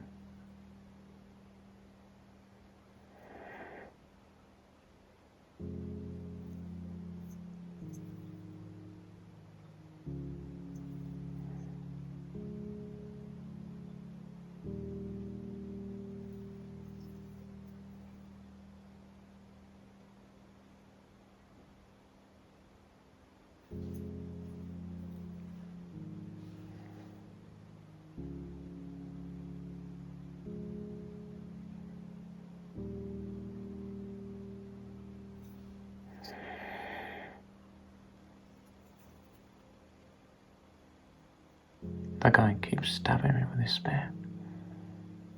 Cheeky snotling. Okay, first base. Done.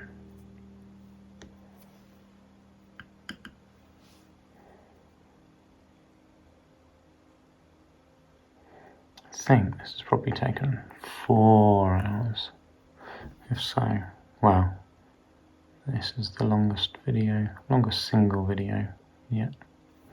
Obviously, my trolls took ages to paint, like 8 hours. 8 hours of videos painting them, plus like another 2 hours painting one of them off camera. Because I only did one of the guys' scales on camera. The other one was done, like I say, off camera.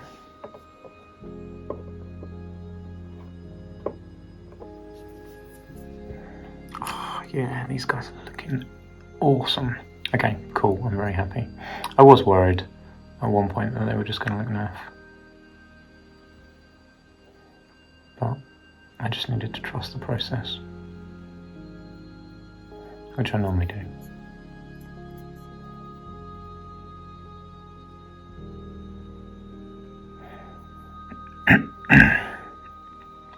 What was the key bits? Painting that third layer on their skin. Third layer of green.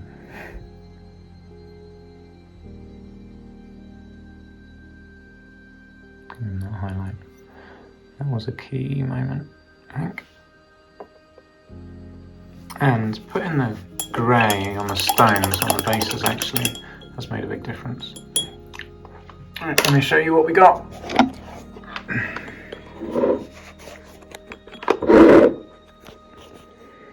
Now the green's not actually that bright in real life. It looks a lot brighter on the camera. But I am pleased with that. Well, that guy in the middle's eyes look mega red on the camera again. Yeah, I am pleased with how they look. They have come out nice. Very happy with that. I'll go nicely with the rest of my warband over there. Yeah, very cool. Alright, well that was quite a long task. My back hurts really badly because this chair is mega uncomfortable. But I'm very pleased with that snotling swarm. I think they look just the part. Very cool. Alright, well there we are.